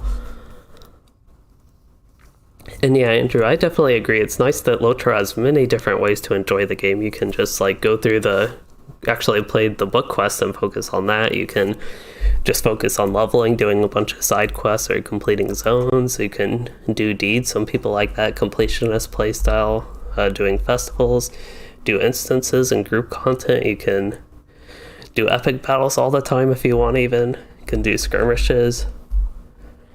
You can even do missions. You can play a bunch of vaults. You can play a single character. You can raid. But yeah, there are so many different things you can do in LOTRO, and that's even what I've been doing the past few streams. It looks like just doing a bunch of different things, because there are a bunch of different fun things to do, I think. But yeah, I really, I don't know. I think I mentioned I want like this elk, Steed of the Autumn Traveler. Actually, if there's one for the Sage, I want a deer like the Sage version. Maybe this one would be okay. We can actually look. There's the collections panel, I think, would have that. Shift C. We want Mount Autumn Sage. There's just Steed of the Autumn Sage, which I think is a horse. Well, I'm actually not sure if I like that. To be honest, it might match the outfit a little bit, but I actually don't know if I like that steed too much. What was the elk? Let's just go back to Autumn. Oh, the Autumn Fest horse is pretty neat, I think. It's available for mithril coins, of course. Yeah, the Autumn Traveler, I do like that elk. And it's just an elk, something a little bit different. It's mithril coins. I think this one's pretty neat. I don't know if I'd like it too much as a regular steed, but of course it's like mithril coins. But anyway, just getting the elk would be nice, I think, for something a little bit different. Except I mainly use my war steed. Sage's Barrens. I wish I could see if somebody had that to know if it's actually for the war steed specifically, if it's something I would like. So what I think I'm going to do is just go ahead and get the regular cosmetic outfit. I think I do have 3 slots in my inventory for that. So Callan hat, vestments. And then I might even want the cloak or something in the future, but I'll save the rest of my Fall Festival tokens for now. There's actually been a few other cosmetic sets I wouldn't mind. I think a lot of these look nice. Which is good, it just means I want more of them, basically. Okay, so I am going to go out and go maybe Tanak Curfew. Oh, I have Yava Muster there, and we'll do some in-game preparation stuff. Since I got the big thing, I feel like I got the big thing with the Bingo Boffin, I guess his storyline with the Harvestmath Festival, I got that done. But we'll go back and do more of the general repeatable festival activities, probably go back to the Haunted Burrow, get lost in that maze again. But yeah, I just want to get my inventory cleaned out, a little bit of the end-game type stuff settled. And I'm not sure, sounds like they might be doing some sort of loot with tier 2. I'm still connected to the Discord. I have the volume like real low, though.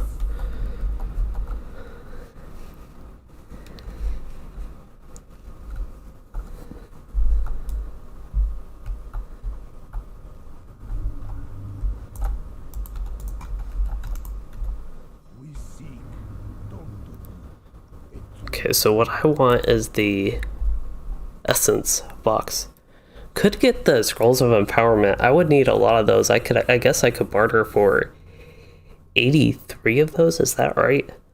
Yeah, 83 of those. That's actually a ton of those that I could barter for. That's probably more worthy than a single tier 6 essence, to be honest. If I needed that many. The main problem with that, I guess, with the Warden, if you could call it a problem, is the legacies aren't too exciting for Warden. Like surety of death damage over time, light damage, that would help. Those would be the main things actually on this, those two. Range damage a little bit, mainly for range resounding challenge.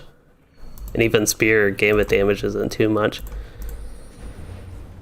But yeah, the range damage, I believe this would count as range damage. I don't know why it wouldn't. Like that would be affected. I assume it's affected by that legacy. There are just some weird things with effects in LOTRO. Sometimes they don't always work like that. I don't care about Android maneuver damage. Fist Gambit skill damage, that's like another exciting one. But yeah, only basically 3 legacies that I'd be really excited to get up, which is almost nice in a way because I don't feel the need to buy all these scrolls of empowerment. But I'm thinking it would actually be a more effective use of my motes of enchantment to get these caught up. At least for those 3. So I'd actually need, that's up to 74, so I'd need 21 plus 7 plus 21.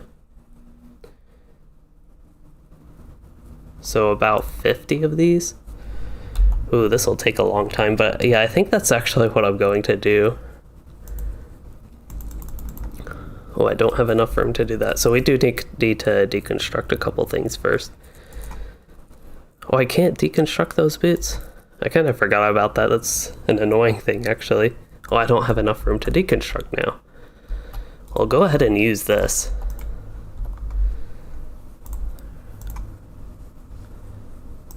Oops, I did not mean to barter again.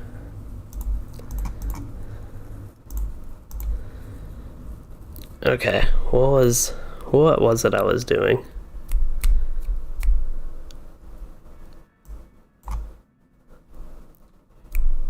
Oh, mark target double cast chance. I might have that. Is that, I assume that's a javelin one. That might be something, because I actually have an Embiid Legacy replacement scroll. Let's see.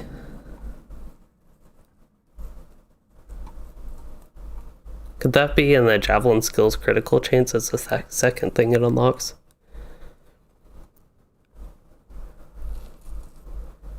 I feel like, I wonder if that's a non-Embiid Legacy. Could be a spear one as well. I just don't remember seeing that one. There it is. Oh. Yes, I actually do remember this. I do need that. That would probably be a little bit more helpful than... I wouldn't actually mind keeping the game at life tap damage. It would be more helpful than agility or vitality. That's like hardly anything as far as those stats go. I need more stuff on the Javelin, really, because like Android Maneuver, I don't even use that skill. I would be better off somehow with 8700 or even 500 Fist Gambit critical rating, which is tiny.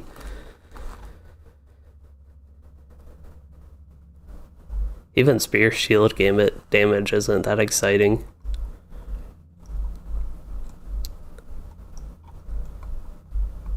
Heal bonus for Conviction.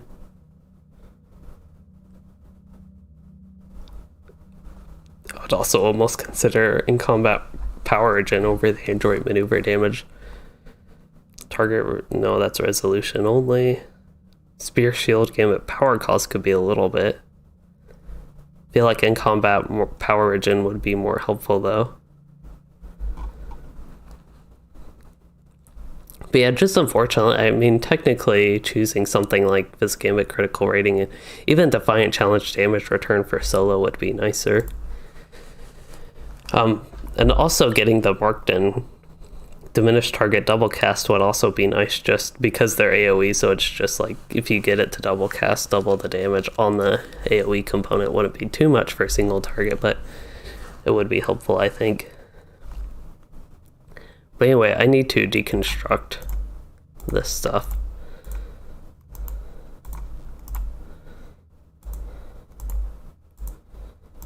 Okay, that's all of the gear I set to deconstruct, so now I can get a bunch of the Scrolls of Empowerment. I'll probably get 40 just to start and see where I am after that.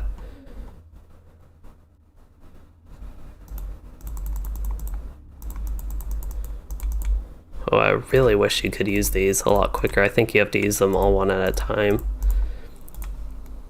There's a good chance I'll accidentally click the wrong legacy at some point. Try to say long legacy just because this will take a long time. Even going to move my inventory. Oops, I used a firewall. Oh well.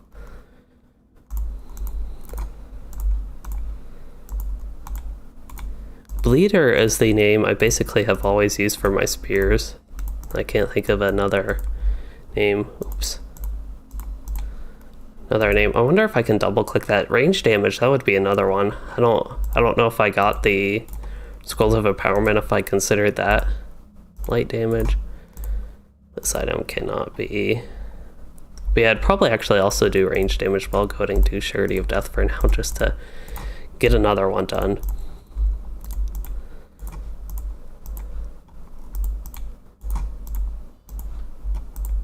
This is just super slow. This is probably something I should do off stream just because it's so slow, but I guess it's also a little bit exciting to get my allies a little bit more towards end game.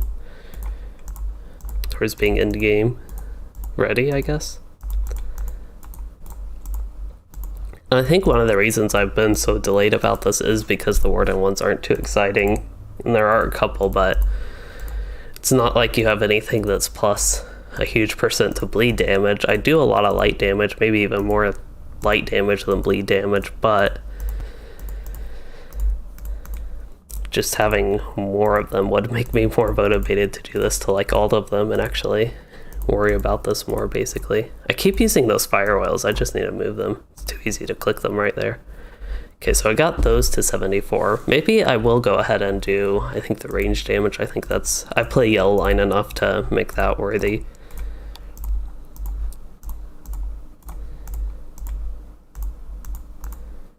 And I like Gambit life tap damage just because I also like playing tank and pulling a bunch of things and actually using the life taps where I get use out of that.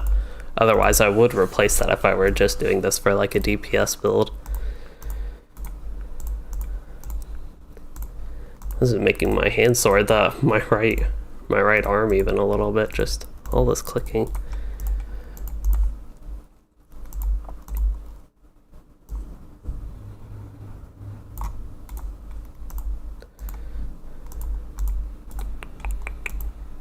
I try to go through it quickly. I mean, it goes down, like my stack of 40 or whatever is down, but I feel like this is something so boring to watch.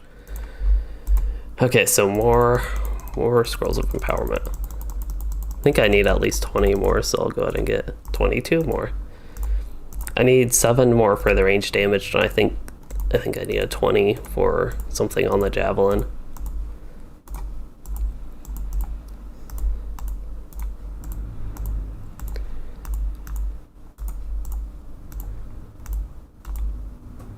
And I should be able to. I think I have heritage in my vault that I should be able to just quickly use. Okay, got a couple of those to 74, and then I think it is all on the sharp stick. I used to have a name for the javelin, but I kind of forgot it, and I usually go with generic names, I guess, like stick. It's actually something I use on my lore master. I couldn't think of a name for this, but good thing is you can change it. I don't want javelin of deadly force damage. I want fist gambit skill damage.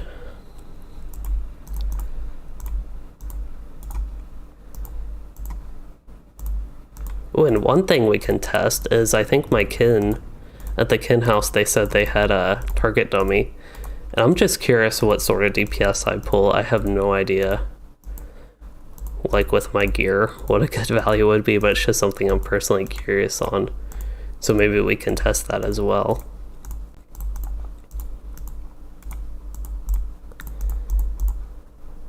Oh yeah, I forgot I meant to try to double click that. Yeah, that doesn't work. Maybe I already did. It's been so long.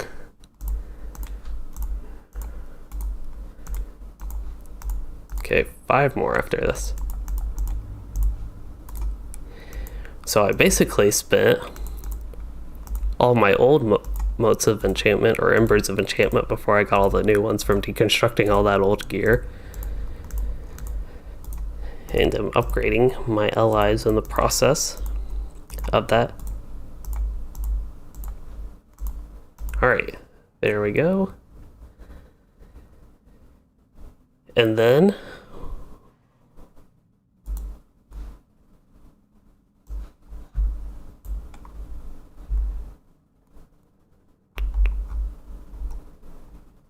yeah, heritage, that's what I need, my shared storage. I was doing this for so long I forgot what I wanted to get, like what I was opening that up for. So I can probably use one like medium one. Let's try 152,000. Oh, I actually did have some in my inventory the whole time, but I'll use this on the... Okay, I still need to actually use more. I'm almost surprised that it takes that much XP. I know you can do multiple at once, but I just don't want to waste any. Oh, I still need... Oh, that's actually going way slower than I thought. Let's try all those at once and see what happens. Yeah, that probably looks like it didn't waste any.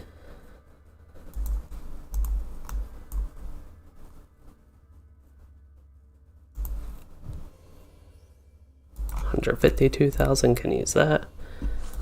27,000.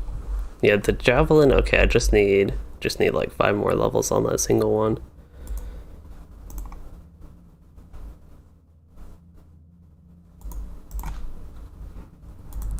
Try all these. That worked. All right, so finally done with it. I don't know how long that took, but it seemed like it took forever.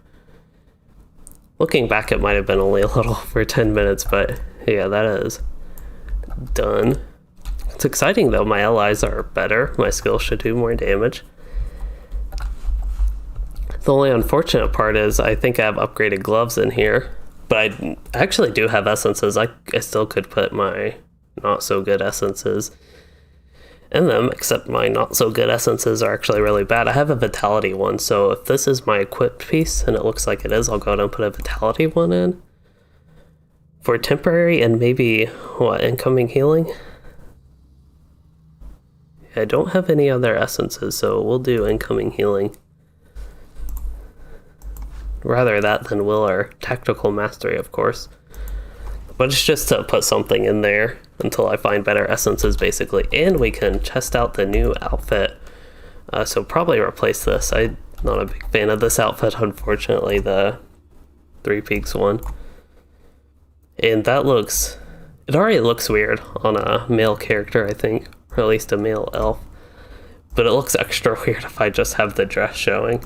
Like...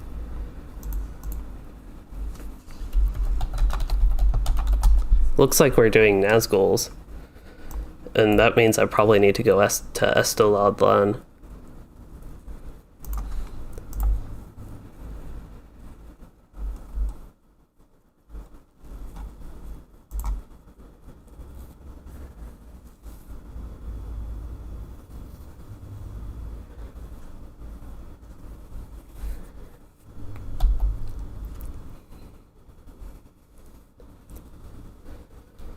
long loading screen to get back there. But yeah, looking at the outfit, it looks like Veil of Sorcery has come back.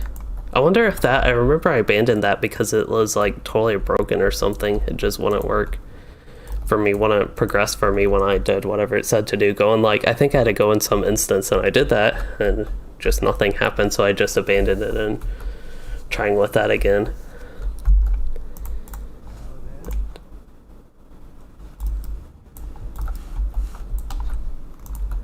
Okay, so let's actually equip this outfit and have the stuff on show. Okay, so that's... oh, the cloak. Where'd the cloak go? Yep, and this will be my new raiding outfit, except I do want some shoes. Preferably, hopefully these are like black shoes. Doesn't really matter until the dress goes up. This is still super funky. Oh, it looks weirder actually playing it. I still think it's more of a... maybe not have the shield. Still definitely more of a female-oriented dress and not like really a robe, but that is what it is, and it is my new raiding outfit. So yeah, I need to go to Echad Ual, not... I did need to go to Esteladland to get there, but I need to go to Echad Ual first. Or after, second. Okay, let's talk to the people for the Veil of Sorcery. Maybe it'll, again, work correctly this time.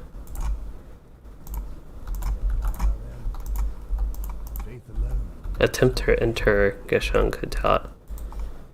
Yeah, that's what I did last time. I entered it. I actually went to the entrance and tried to enter that way just to see, and nothing happened. I will.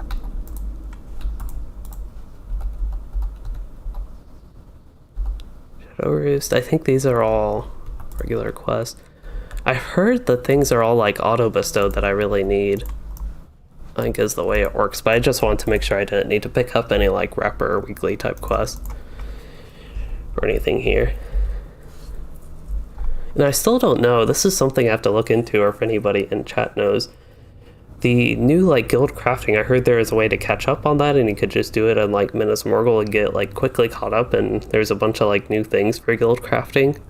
But I have not run into any of that. I did all the Minas Morgul quests, I got all the deeds done, unlocked like these weeklies. I got my crafting up to the Minas Ithil tier, so I still have to either find out about that or if like all I saw was not actually true.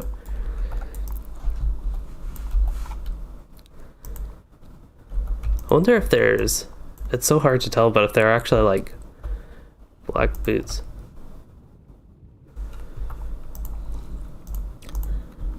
I think that captain's a tank, he has a lot of morale. I think I mentioned we usually go with the guardian tank.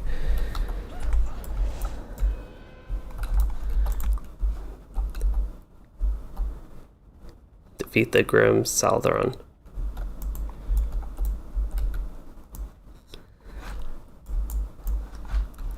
Oh, this outfit is so weird. I know I wanted it, but it's really weird, especially like the dressy part at the bottom where it kicks up as you run. I think that's the weirdest part to me.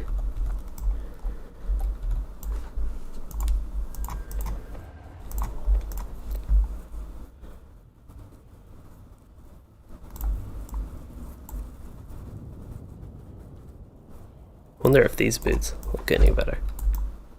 They're a little bit less noticeable, I think, as I run.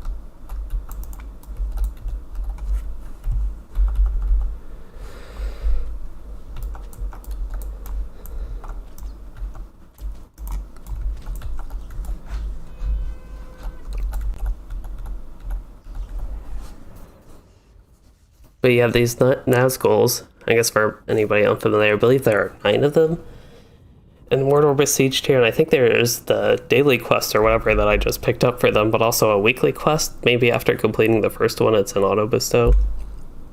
It's the way I'm kind of remembering it working.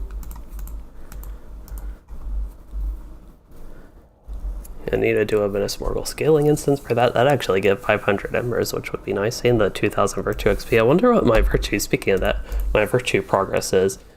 I got loyalty up all the way, and I think I decided to work on wit. Although I don't think I need finesse anymore. I mainly chose that because I was needing finesse at the time. But yeah, I'll go confidence. now. I think mainly get that critical rating up. My shoulder is like suddenly achy. I don't know what that's from, but it's just like weird, making it a little bit awkward, I guess. Doing the mouse, maybe I need to sit back up. I have sunk down on my seat after all this time here. I should probably switch the yellow line, actually, probably contribute most in that. So I will do that. One done.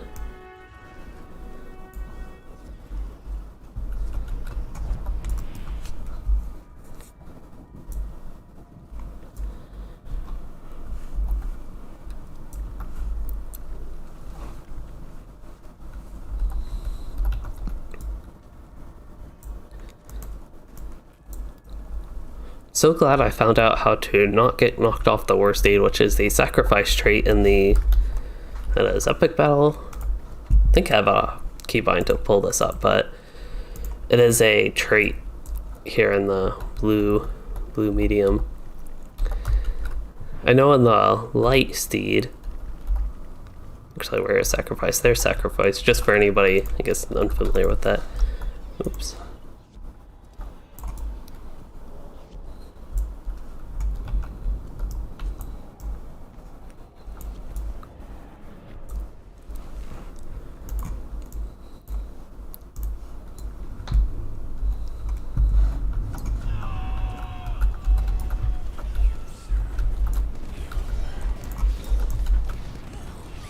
I don't even know why I'm switching to melee. I guess I forgot I switched to tank spec. But yeah, I get hardly a chance to hit it, especially considering as a warden the damage is all like over time built, at least for the good chunk of their damage.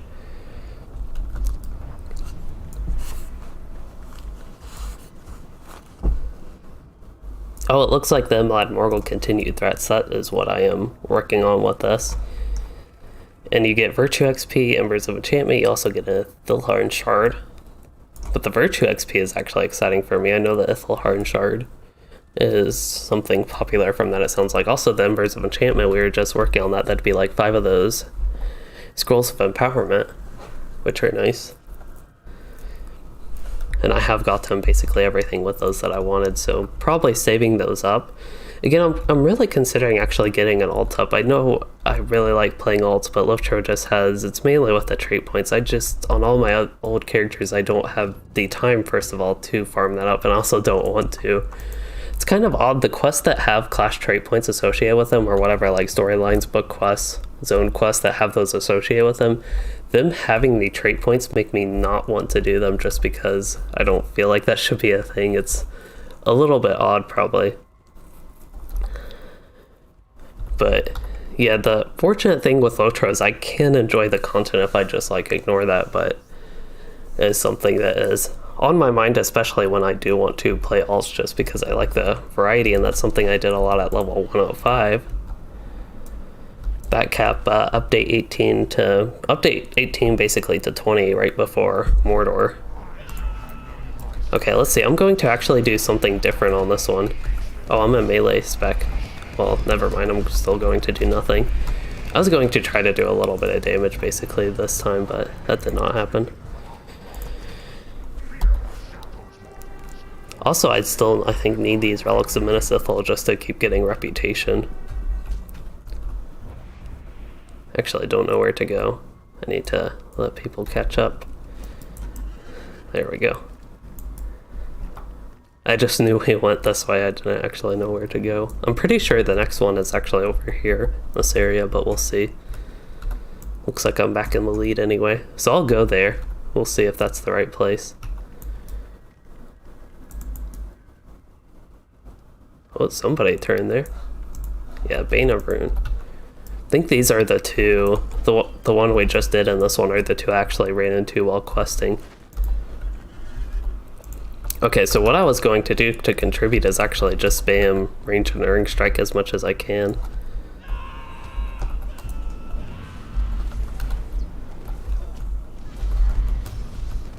Looks like I am rooted. No, I'm not. But this is like the thing that does the most immediate damage, especially, oops, because I have the, did not mean to hit that, but killed him anyway, but it's just because I have the Barb Javelin trait. And the Yellow Line Shatter Javelins, rather, so it'll basically do more burst damage is the way it works out. Because all the Javelin skills, or all the Javelin gambits apply a bleed, but the Shatter Javelins, if you stack the bleeds, it will do burst damage. And the specific gambit I was using there, Unnerving Strike, does a bleed, so you're basically stacking the 2 bleeds, so it does the burst damage that one always does, and it's probably the most upfront damage I can do with this. I actually do wonder how it compares to the Fist Gambit skill, so like something like whatever it's called, Desolation. I think this can do more, at least it looks like it can, but I'm actually not 100% sure. Like if I had Snapshot, would it be better to spam Desolation versus that? And that would be the question. I'm not 100% sure on the answer. Fortunately, I got feared there.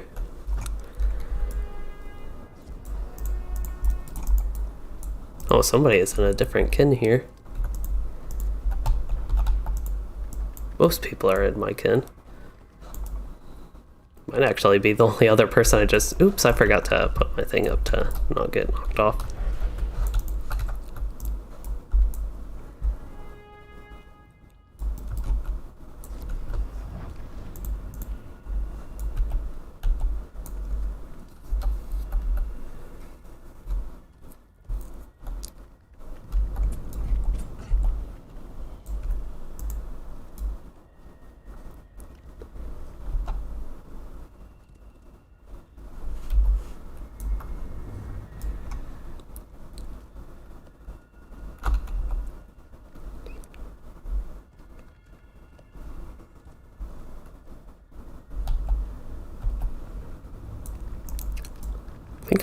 Oh, that's a hunter trap. I was wondering what that was, if there was like some sort of watery red watery pool. It didn't quite look like fire, but it was a hunter trap.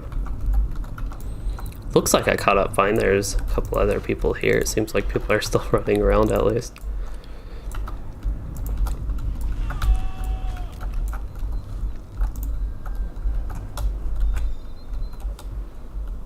That's actually a decent amount of mastery. That's like basically an essence's worth of mastery. I did not realize that buff was that strong. I thought it was a very weak buff, but it's at least a little bit. I think the big downside for it is it provides the number physical mastery instead of like a % increase. Because if it gave a % increase, you could go over cap. I don't know if people ever actually run into the physical mastery cap, but that'd just be like one little note about that. Oh yeah, use sacrifice. Forgot to put that up right away last time I got knocked off.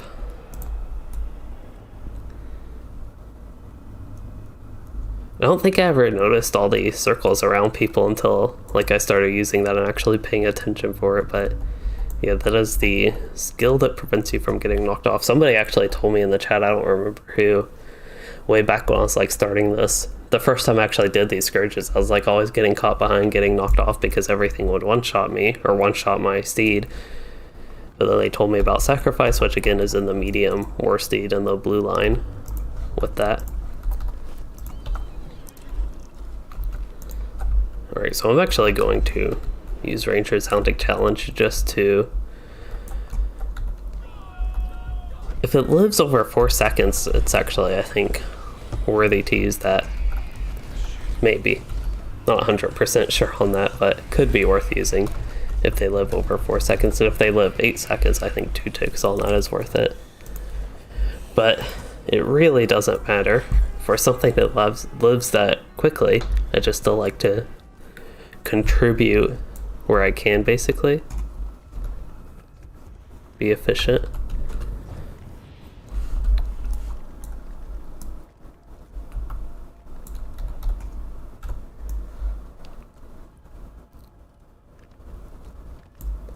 The outfit really just makes me feel like I'm playing one of my female elf characters. It basically seems like it turns Louiden into a female is what I feel like. I think that's why it feels so weird, because it is a dress and not really robe-like, but I still like it. I don't know why I even hit that thing, but I did.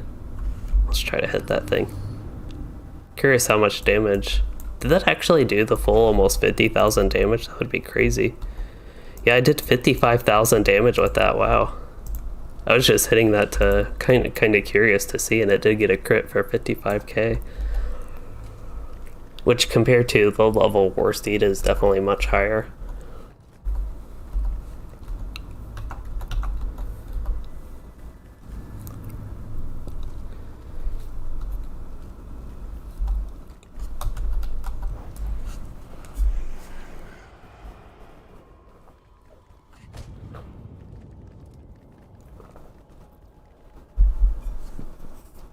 I wonder, we only have like 9 people, I think, in this raid. I wonder if we will be running Amdan Dumal, the Bloody Threshold, today. Could probably pug it pretty easily. Actually, I've seen, I think, a few pugs. It looks like there's one right now searching. Or we could pug it. I did not mean to. I don't think I pulled him, but I got pretty close. And I could have actually stopped and turned around, but... oh. Almost pulled him, basically. We just could have not killed him. This is the Witch King, so he'll actually last a little bit longer, I think. Just a little bit.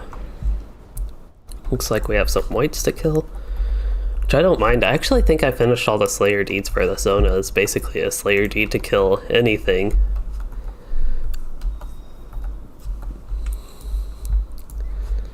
Yeah, maybe even I'll use... I don't know how long he'll last, but I'm going to use a couple of my other skills just in case, and otherwise spam Unerring Strike. Oh, and apparently I'm pulling aggro, even though I don't think I do that much damage in the yellow line.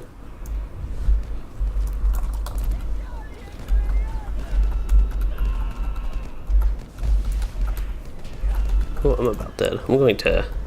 probably didn't need to use a potion there, but I did it just in case. But yeah, I got all my thingies. Got my Ithalharn shard, got the weekly done. And then I think we have one more. I think in our circle we basically just miss one in a way. The Witch King is kind of the last one, the big bad 9th boss, but we're still going to get the number 9. But you only need 8 for the weekly, I think. Looks like somebody left. I think that was actually the person that wasn't in the kin. Oh, I need to use Sacrifice. Worsty was probably getting super close to dying there. I was at 863 once I looked.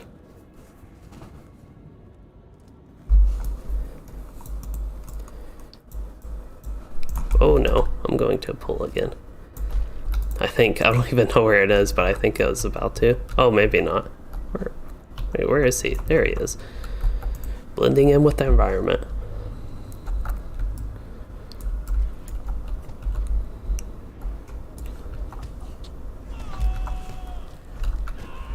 Actually getting a few random ads, and all of them. Every one I've tried to hit, I cannot hit so far. That one I use a bad skill on. I guess my right hand just moving it over to that side of the keyboard. I had no idea what buttons I was on.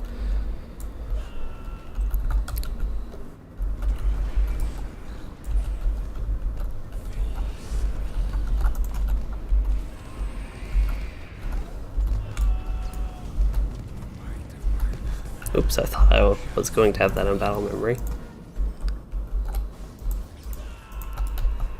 So that is done. I saw some people looted gift givers brands. That's what the roving threat quartermaster. I wonder if I can turn those in for anything. I have no idea how many 20 is. I don't think I looted that. A couple other people looted that.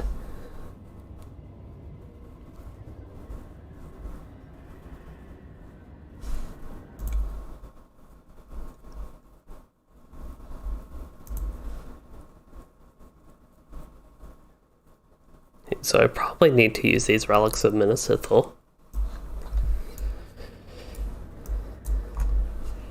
And I'm trying to think where I need to go.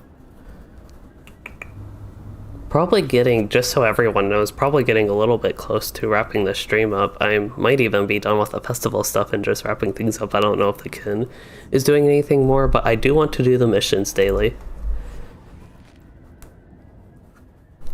Good night. Yeah, it sounds like I think people are heading off. It is Halloween. I know I'm personally doing LOTRO doing this stream for Halloween basically, but other people probably have other stuff. Well, it looks like somebody wants to run Roost/Harrowing.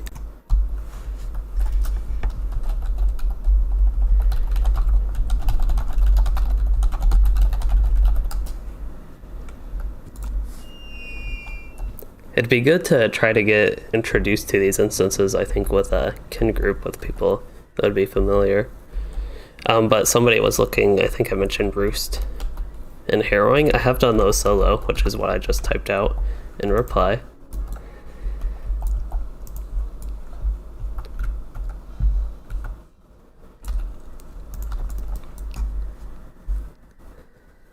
But yeah, it would be nice for me to get those done, one, because I have the daily, I think, or the weekly or whatever to complete Minas Morgul instances. So that means I can't do missions while we're doing this. It might actually let me travel if we're only in a duo group. Oh, I can actually finish that mission, okay.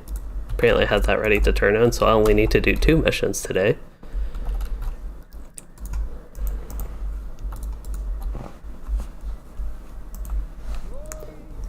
Wonder what my reputation. I haven't been doing much to get reputation, I don't think, with the March on Gundabad. Let's actually look. There is a way to look at that. You go to your reputation panel. March on Gundabad. I'm about halfway through, friend. And then Gabalaka. Gabalaka apparently goes very slow. I've heard from Laura Lanarian on Twitter, which is at Minstrel by Night. They said they went through like all 80 missions. I didn't even know it was possible to go through all 80 missions already. I have not been keeping up with those because I will talk about that in a video, but no good character boosting rewards. Basically, but I've heard it takes a long time to actually go through the reputation on this and even barter for anything, basically. Uzkaz would be the one I'm interested in. I think that one is like one below the equivalent of Kindred. I'm not even sure they had that after running through all the missions. So maybe the daily and weekly will help. I think that gives reputation, but yeah.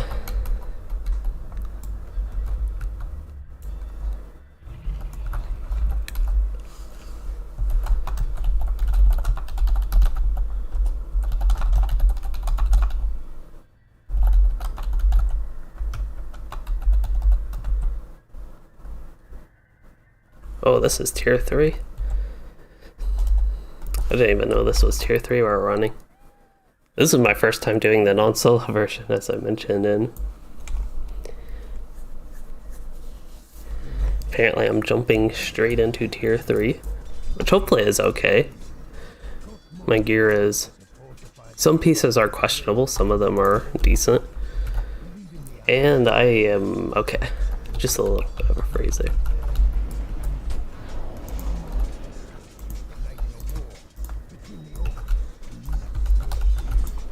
I always see people searching for tier 3, but it is just a little bit of a concern. Oh, I might have had my heal going, so that's why he ran to me.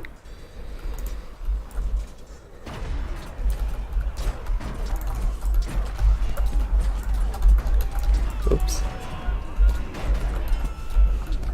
I have run the solo at least. It's actually been a while since I've even done these a solo version. Good night.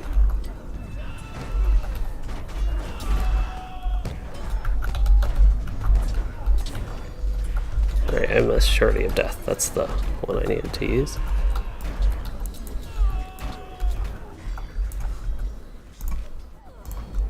Well, so far, from the first trash fight it was easy, but I know like this tank has so much morale. Where am I? I'm getting lost. Hold up, I know the way. There we go. Probably need to stop using Conviction, actually. That makes me pull aggro a little bit, I think.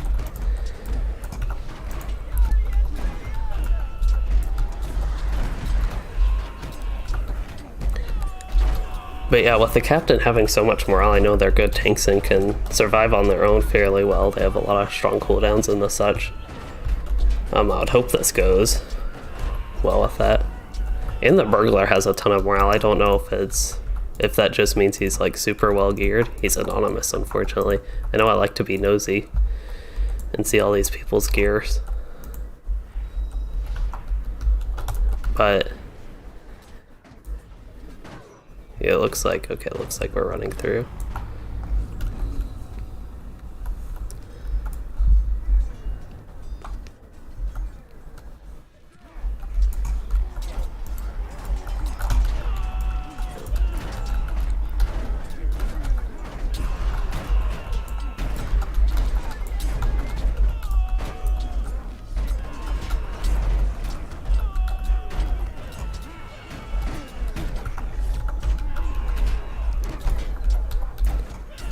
Doesn't seem too difficult to me.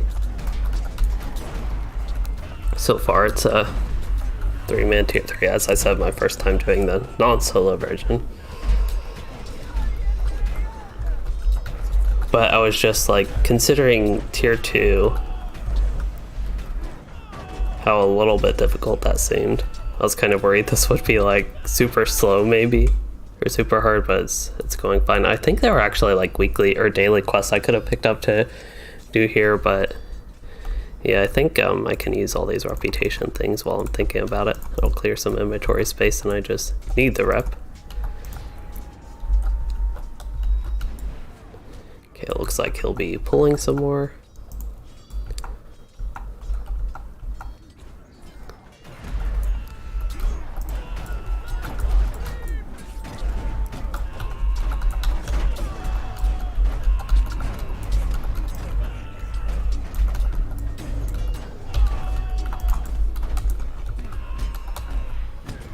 Actually, I doubt it's even worth putting the lead on him. Oh, maybe it is. If it gets one tick, it is, basically.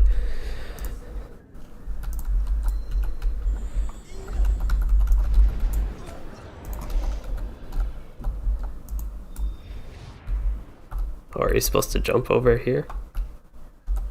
Well, that was my first time doing that, but that was fairly easy. I don't know if that's to avoid like a group of mobs or what that was about, but it was a pretty neat way. Yeah, it looks like it avoided a group. Okay, hopefully this boss doesn't have anything to him, because I can never tell the mechanics in the solo version. Oops, accidentally used my buff too early. But I can never tell the mechanics in the solo versions, usually just because it goes so quickly.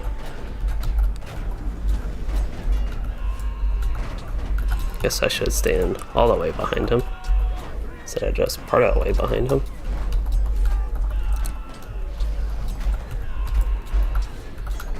I guess when he does don't run, we went behind him. I'm basically following what the burglar does, so I'm guessing they know what's going on.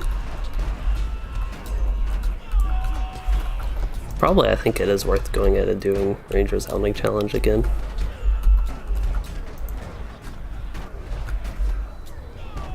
Oops, some lag there, but I can get Spear Virtue, I think.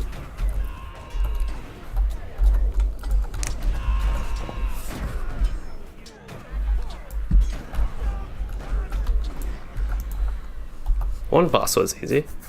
Got marks and medallions. Oh, and we actually have the loot. I got an earring. Item level 412. That's kind of sad. It's so much worse than what we've been getting from the new 6-man. Oh yeah, I don't want to use that. It's just something I passively use like while out of combat after a fight or before a fight, but if it prevents me from getting aggro, I'll just avoid it here. Oops. It's actually okay because I can still build Resounding Challenge. I think we're probably going all the way in. Line of sight pulling.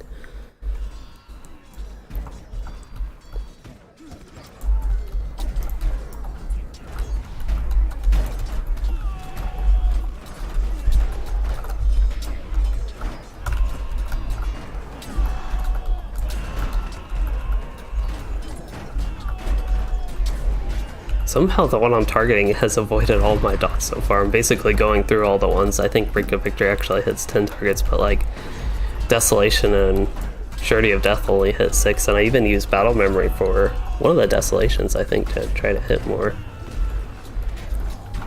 Get more hit on that. This is another one that's just... Oh, he's back here. That's probably why he's only getting hit by those ones that go around. Not just in front of me. Okay, Archer is going down. I think it's that... It's all Goblin in the back, but there are so many like Goblins and Orcs just fighting each other in this.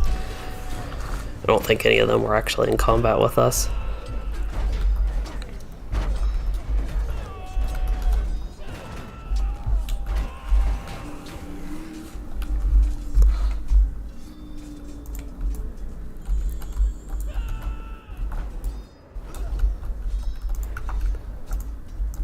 I believe this is the last boss for this.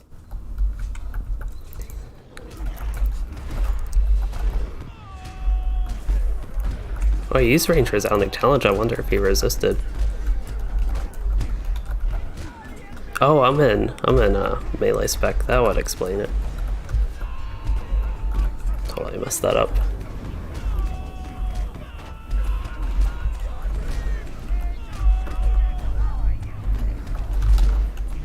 Guess I evaded attack, so all my Game of Masteries reset, so that's nice. Haven't been doing too good this fight though overall. I was in a poison area. Thought I had just an unremovable poison on me.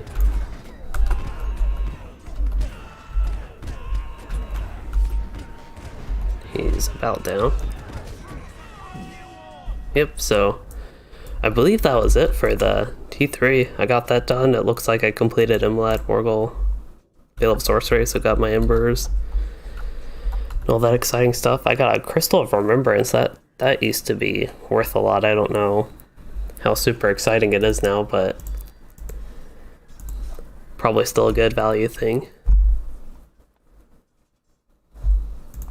Looks like I got some overflow loot, which this is a 412 bracelet and a tanky one, so I don't want that. I wonder if these can be deconstructed, I assume in Timbers of Enchantment at least. Actually, that looks like it cannot. I wonder if it's just because I was looking at it there. Yeah, this one can. This is one of those things that I think these were reduced in half. Probably used to be 200. Were reduced to half, I think, in update 28. But yeah, that was pretty fine for tier 3. I thought the loot is a lot worse than the new tier 1, so maybe it's supposed to actually be even easier than that. But what am I doing? I want to go to a vendor, which I actually have a vendor because of my town services. Don't want to sell the cosmetic Raven Wings. I don't have a house, so I'll go ahead and sell the doormat actually.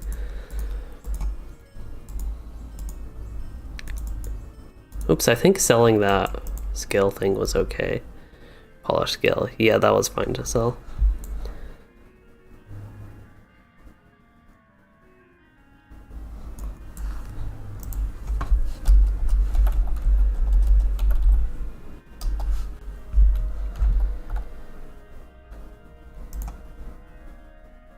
All these scrolls of empowerment, I think some of them are like bound to account, some of them are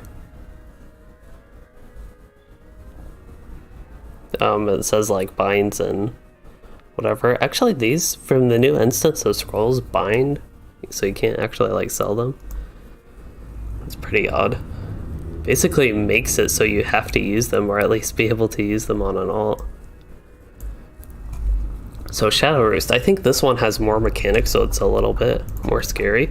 But based on the other one, tier 3 just being so easy, maybe it won't be a problem. Oops, I probably shouldn't have done that yet. I'm so used to just hitting things when I can. That just basically means I'm more likely to pull aggro, and it looks like we're going even more, which I should have been ready for this because this is what we did on the other fights, but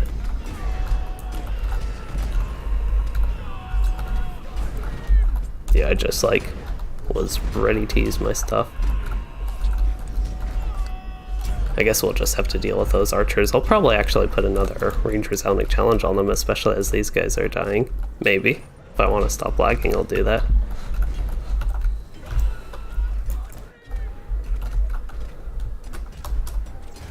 Oh, going super slow there.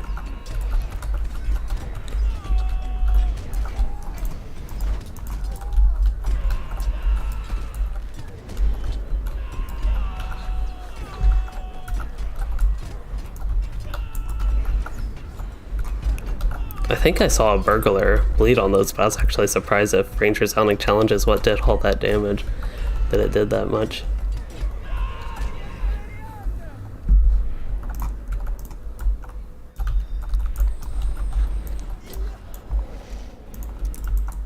Oh, looks like the burglar's gonna go up against this elite, which I think is probably fine, it's just an elite.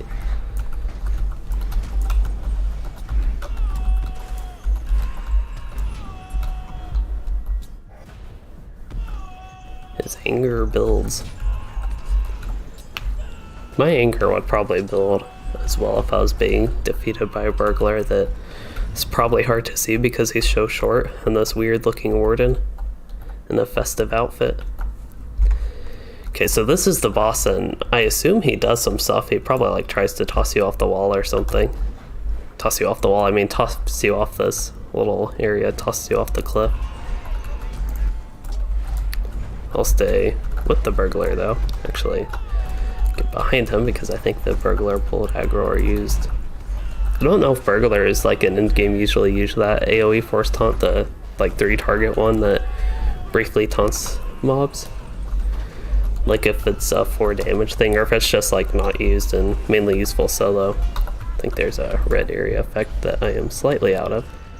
Actually, I already used all these. I'm going to reset. I didn't even use my javelin skills. I forgot about those. And I didn't use my melee damage buff. I used that as I'm going back to use Ranger's Hounding Challenge again. But yeah, I forgot to put my javelin skills up. Ooh, that actually all messed me up. Wonder, it seems like I can actually stand in this area fine. Taking some damage. Actually healing it probably from Captain Heals if I had to guess. I'm not sure if I'd be healing myself much there, but yeah, no issue standing in that basically was the result. This is actually an upgrade, wow. That's nice. It's just like a straight upgrade from my old yellow ring. Can't equip that in combat, but yeah, I was just about to say at least I'm getting Embers of Enchantment from this stuff and got like progress for my weekly and just some other good things I think from running this that I probably get, but yeah, I actually did get an upgraded piece of gear for the ring, so that's at least a little bit exciting.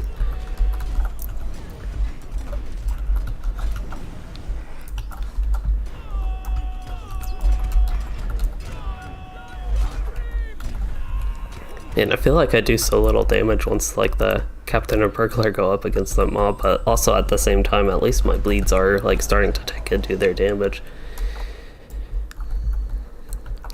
It just takes so long for the warden damage to actually get going.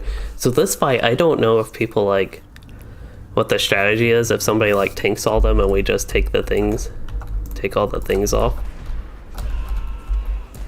Because we're supposed to carry all those things. I just put my mining tracker on. I don't know if anybody else here mines.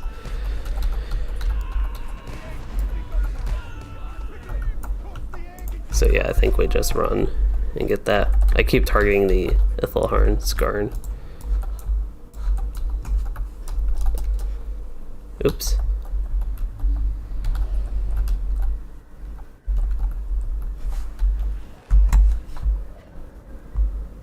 Keep targeting this, so I'm just going to keep targeting it until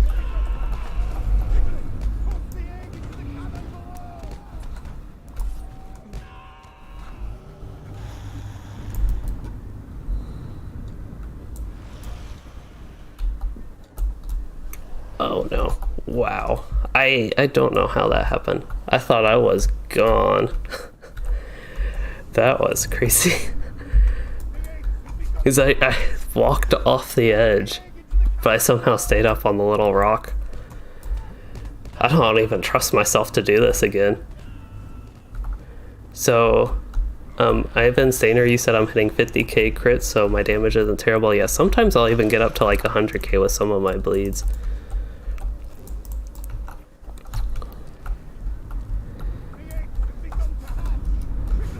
Oh, looks like my job is the eggs. This is what I'm used to doing in the solo version, but I just need to not walk so close to the edge. There we go. There are so many puddles. I do not remember this many puddles in the solo version either. And we also didn't get like these huge fell beasts. I think it was little drakes in the solo version.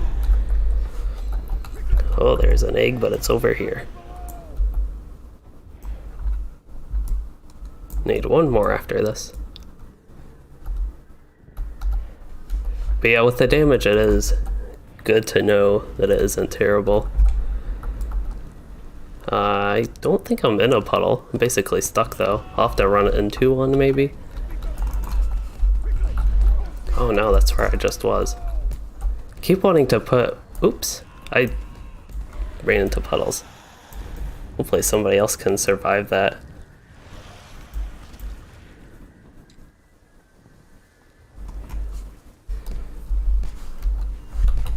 Oh no. I don't know how I canceled that, but somehow I canceled that. I have no idea how I canceled that. Probably pressed like, I think I pressed T or something, and that canceled the in-combat res. And it is dusty down here. I wonder what happened. Something with the boss? Hello, Ryan. Glacier, you said you're a level 42 champion. Yellow Line, and you're loving it so far. This is a great game. I'm glad you're enjoying it. Glad you're enjoying the Yellow Line champion. I know a lot of people enjoy that class and enjoy that spec. I don't know if you've watched any of my other content where I've talked about champion, but it's one of the... I actually do like playing the champion. It's just I personally get a little bit bored of it kind of quickly. But I think it has its moments and is enjoyable for a brief period for me. I actually enjoyed the Red Line more with the champion, but if you enjoy Yellow Line, that is good. And I think different classes, different people like different classes, so it's...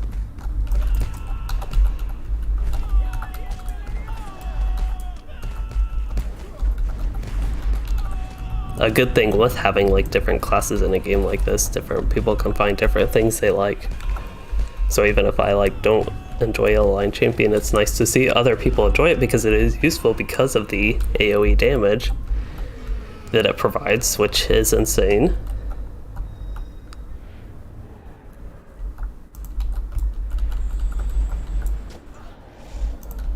And yeah, I think champion is probably one of the more simple classes, so probably is a good thing, a good class to start with, because it's simple if you just started with LOTRO.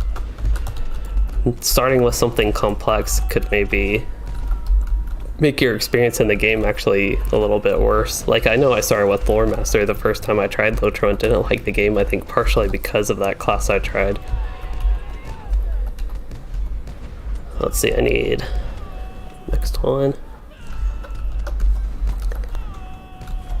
I think I need one more bleed. I haven't been keeping up good with my skills. I also haven't used my javelin debuffs. That's twice I forgot about that in these two. I think the captain has some sort of eye. I just won't worry about that. I'll see, and there's a little red effect on the ground basically. Okay, so basically resetting with everything after that, so I can do a little bit better damage here hopefully.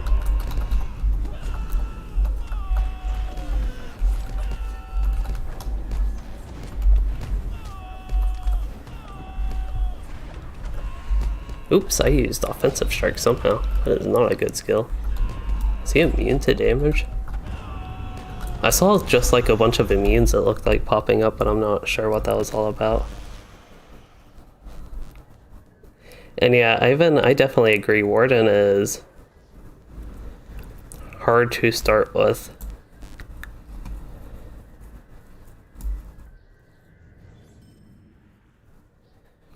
And also, I also agree, Red Line Runekeeper is good for AoE damage, all the explosive fire stuff.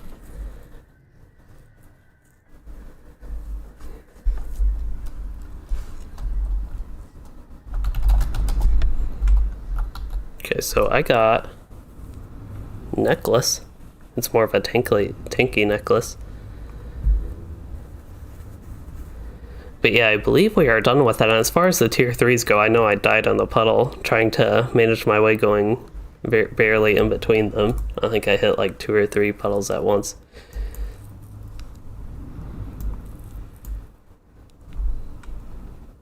And died from that.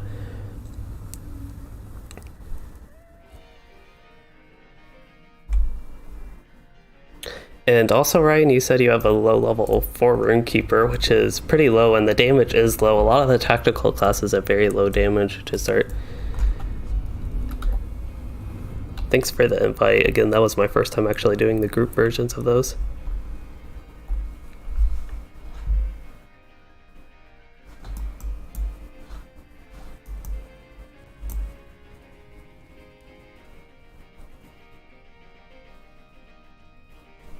Oh yeah, actually I forgot as well, and then I saw it.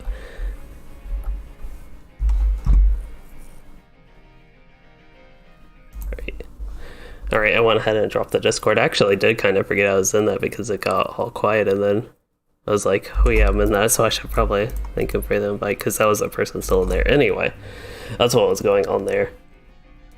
And yeah, they did buff the champion damage. I remember that because I used to not enjoy champion, and my champion was weak on top of it. Now I have actually, when they buffed the damage, I think they also increased the attack speed. At least I've noticed that a little bit, so it's a bit more fun to me with that. And I think I can just safely deconstruct all this. I don't really care for that necklace. I probably even have, actually that is a necklace, but I still think even for tanking that's almost so far behind having physical mitigation. Actually, my essence in my necklace is physical mitigation. That's not the best, but... Well, it looks like I got the Reclamation Continues 4 done. That is exciting. Ithilglad. Crafting components. I think I can actually sell these. Again, I don't know what's going on with the crafting. I have to actually remember to try to look that up and find some info on it. Construct all of these new pieces of gear. Except for this one. Oh, I almost deconstructed that, and that's actually the upgrade. I never got that equipped.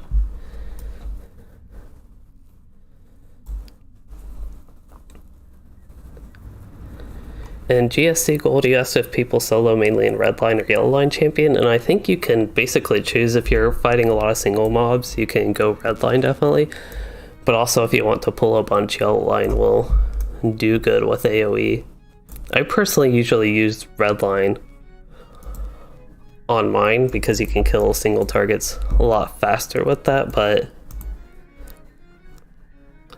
at least mine where he is and with the situations going on with my champion for a long time, especially in like Mordor content even, he was super squishy. So this is like level 115, 120, somewhere around there, in between that range by the way.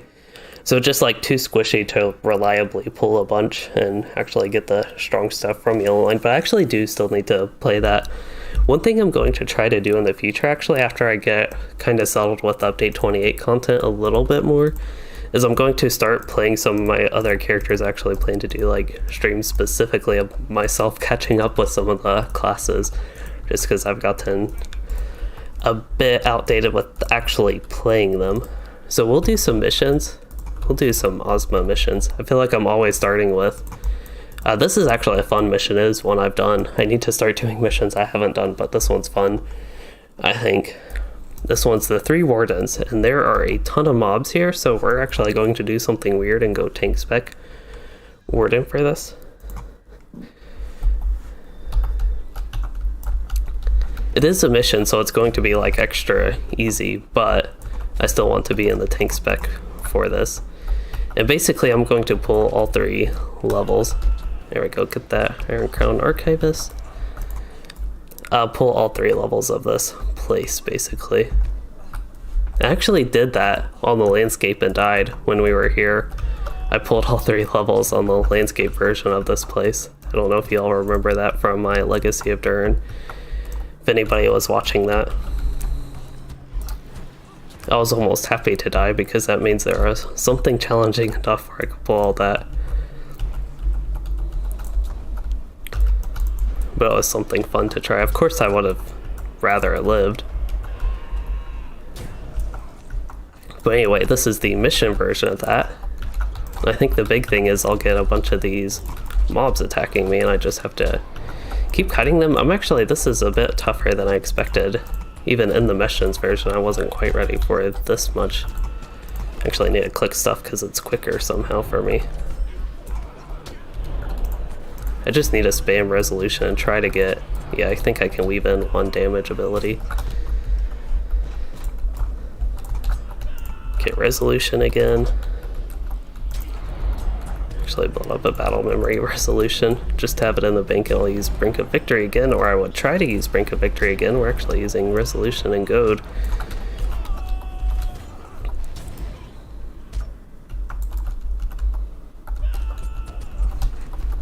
Run around the pillar so they can stop attacking me for a second.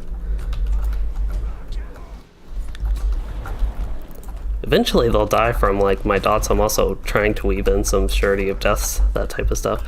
I actually don't even think I pulled everything. I still have a lot of mobs on the minimap. That is unacceptable. Like, look at this. Oh, I thought there were more right here in the corner I saw, but nope. I still need to defeat the 3 bosses actually. I've somehow missed, and all this missed the 3 wardens. Could turn floating names on, I suppose. See what happens with that. Actually, I don't even see anything. There's supposed to be a warden up here. I wonder if I have to kill... Actually, I don't know what's going on with this. And Ryan Glacier, you said you saw me run this the other day, and that was the day you subbed. Well, thank you for subscribing that day. It's actually, I think my stream is supposed to pop up with notifications when people subscribe, but it's also supposed to play audio, which I'm supposed to hear, but it doesn't actually work like that. And I often miss it. But I do recognize seeing you before. Maybe this is the floor. Is this the first floor? Yeah, it looks like... I thought I went here. This is the first floor. I wonder if they de-aggroed. I didn't think they were supposed to in missions, but maybe they did. And GSC Gold, you asked, I guess for champion 2-handed redline, and it depends. Certain skills are stronger with 2-handed weapons and certain skills are stronger with dual wield. I think for soloing and anything on landscape, oh, this is actually, I wonder what's going on. This is supposed to be a solo mission that I teleported to. Like, you all saw me click the missions thing, right? But then somebody else came here and the mobs are respawning. There's even like quest items here. This is the weirdest thing. I think this is supposed to be a mission, but I don't think it actually took me to the mission. I am actually in Kavadsar, so this is actually that building. This is the place I died when I did that. I pulled the whole tower like that in the here before and actually died with that. I think this time maybe because I did that and had the experience of dying. But I feel like I'm going crazy because I started this as a mission and it took me to the real Kavadsar, the real tower there, and not the mission one. So that was super awkward.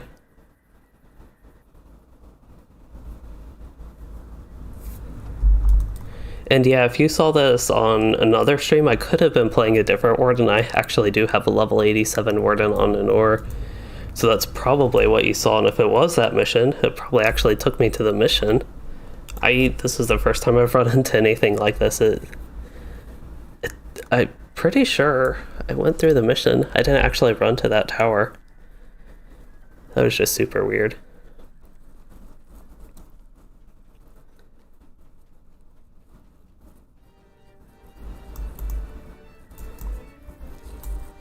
Alright, let's try that again.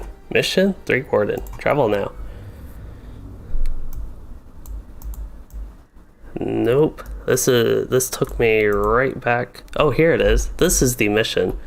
So I actually have the warden here. And these are mission mobs. I think they have lower morale is the big way to tell. But yeah, that is actually the warden. The evil warden. The non-Luidan warden. Somebody's going in anti-exploit mode. That's a big feature of missions. Mobs bugging out. So you know it's more likely maybe you're in a mission if mobs are bugging out like that. That was really crazy. Yeah, so update 28.1, I do, yeah, probably in the background I had some Warden mission stuff going on. And this is probably actually what it looked like. That's basically, it's kind of weird, the only thing that really motivates me to run missions. I want to run through them and get the cosmetics, that's probably going to be on this character, but the main thing that makes me want to run missions is making videos on them. That's going to be not tomorrow's video. Tomorrow I do plan to stream again actually, which I've been doing a lot of lately, but I've had time to, first of all, and just have a lot of exciting things to check out, so I've been trying to stream. But yeah, my next video I'm actually planning to be on missions and why I don't like running them, or not that I don't like running them, why I don't have motivation to run them. And the only time I want to run missions is like for background gameplay and videos basically about kind of update 28 or missions. And right now I'm just doing it as something for the end of the stream. It is something, I think I just talked about this, I do want to do it on Louisden to get through like the reputation, get the cosmetics, and really actually complete all 80 missions. Dour Hands in Deep, let's try that one. The blockade at Glimmer Deep I think is a neat one where you can just run through. So Andrew, you asked if the other dailies from Holthy are working properly for me, and you said for you they are auto-completing for you without having to do them. I am not sure, I would have to check. But if you're talking maybe, oh, this is actually Durhan's in the Glimmer Deep. Durhan's in the Deep, okay. Yeah, this is a pretty neat mission. I could have gone on the yellow line for this one, but basically I want to pull all the dwarves I can, I just have to kill a bunch of them. This is probably another one I had in the update 28 video if I had to guess. Update 28.1. Because if they rotate the missions and have like this same set of 8 whenever it's 8, this would probably have been in that. I have no idea how I got Javelin of Virtue and Battle Memory.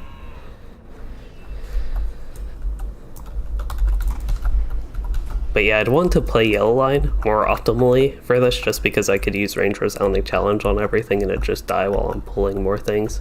It's a big like loop of things dying and Range Resounding Challenging. Even like for a single target, it can be worth doing that.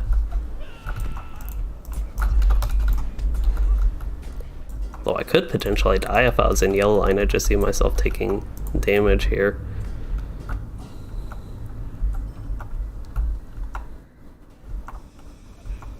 But yeah, if it's the dailies like that you have to unlock through going through all the Elder Slade quests, or at least more of them than I have done, then I have not actually got to that. I haven't finished all the Elder Slade questing. I would have been probably done with that by now, but got distracted by the Harvestmath festival. That's taken my Elder Slade questing time up. And I guess this is my last mission, so it's a good time to get towards wrapping this up. So for feature content, I think I mentioned my next video that I work on, which would hopefully be Monday, assuming I can get it done by Monday. That's like 2 days I should be able to. I've just been extra slow today, not getting much done unfortunately.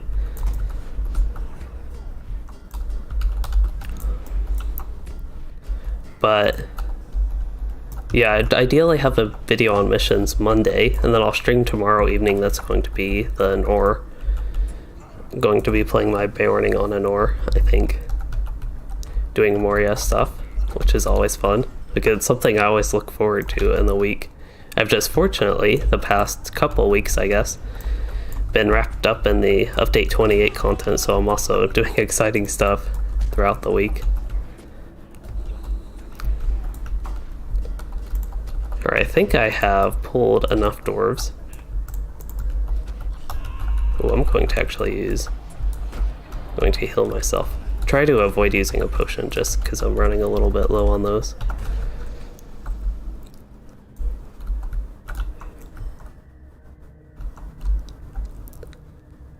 Yeah, it looks like I finished this. I can go back to the entrance. I think it sometimes shows on the map. Looks like he's here. If I were lower than level 130, I could actually just teleport out, but because I'm level 130, I do get that chest with a couple extra marks and silvers. Oh yeah, so Ryan, you said your Runekeeper is on Anor. So I play on Arkenstone and Anor. I mainly play on Anor just to play with my kinship there, actually. Okay, so got that done. I don't know for the weekly. Looks like my progress is 2 out of 4 for that. And my progress for the Harvestmath is 2 out of 3. But yeah, I play with my kinship on Anor. Or I mainly play on Anor just because of my kinship there. As far as the legendary server progression goes, it's going to like my least exciting time there, Helm's Deep towards Gondor. There are some exciting things there and after that, but yeah, it's just unfortunately that server's gone past kind of what I consider the peak of my interest there. But anyway, that is what is going to be going on tomorrow, and I guess the short outlook, I'll try to have a video Monday, but of course I'll update tomorrow. And as far as this stream goes, we did Harvestmath Festival and did not all the Mistweed, whatever that place was called, Mistmead? Something. Actually, I forgot the name of it. Wistmead. Yeah, we did some of the Wistmead, but not quite all of it. And I'll probably, actually I will stay here on this character. I'll probably do missions tomorrow morning or something. Need that gameplay again for the videos. And yeah, Anor is a little bit less populated. It is probably about a fifth or so of the other servers. Let's see, Arkenstone right now is 676 for non-anonymous, and usually Anor is like 150 to maybe 200 or so. It seems like usually, so maybe even close to a fourth to a fifth. And yeah, the current update on Anor is Helm's Deep, so I think a lot of people are most interested probably for Ingmar, Moria, Mirkwood even, and maybe even Isengard stuff for that. And then Riders of Rohan also had some good group content, but mainly it's like epic battles now and Helm's Deep, and I think people in general are less interested in that.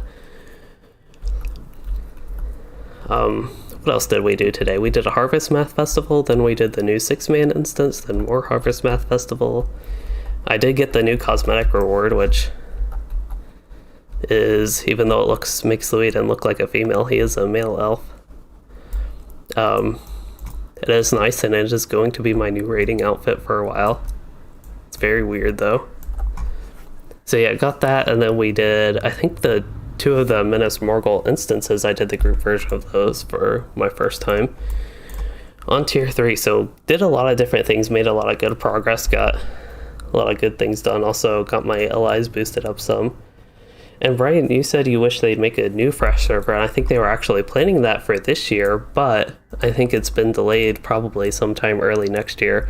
But they were actually planning on starting a new legendary server, and if I had to guess, we'll get the announcement, it'll probably be out a week later. That seems to be how things are done, but that might not be the case. I would hope they give like a month or so, at least announcement before it's actually up, and we get to get more info on that or something. But yeah, hopefully we'll hear about that soon. It could even be early next year, or even it could still be late this year. It could be next month or 2 months from now.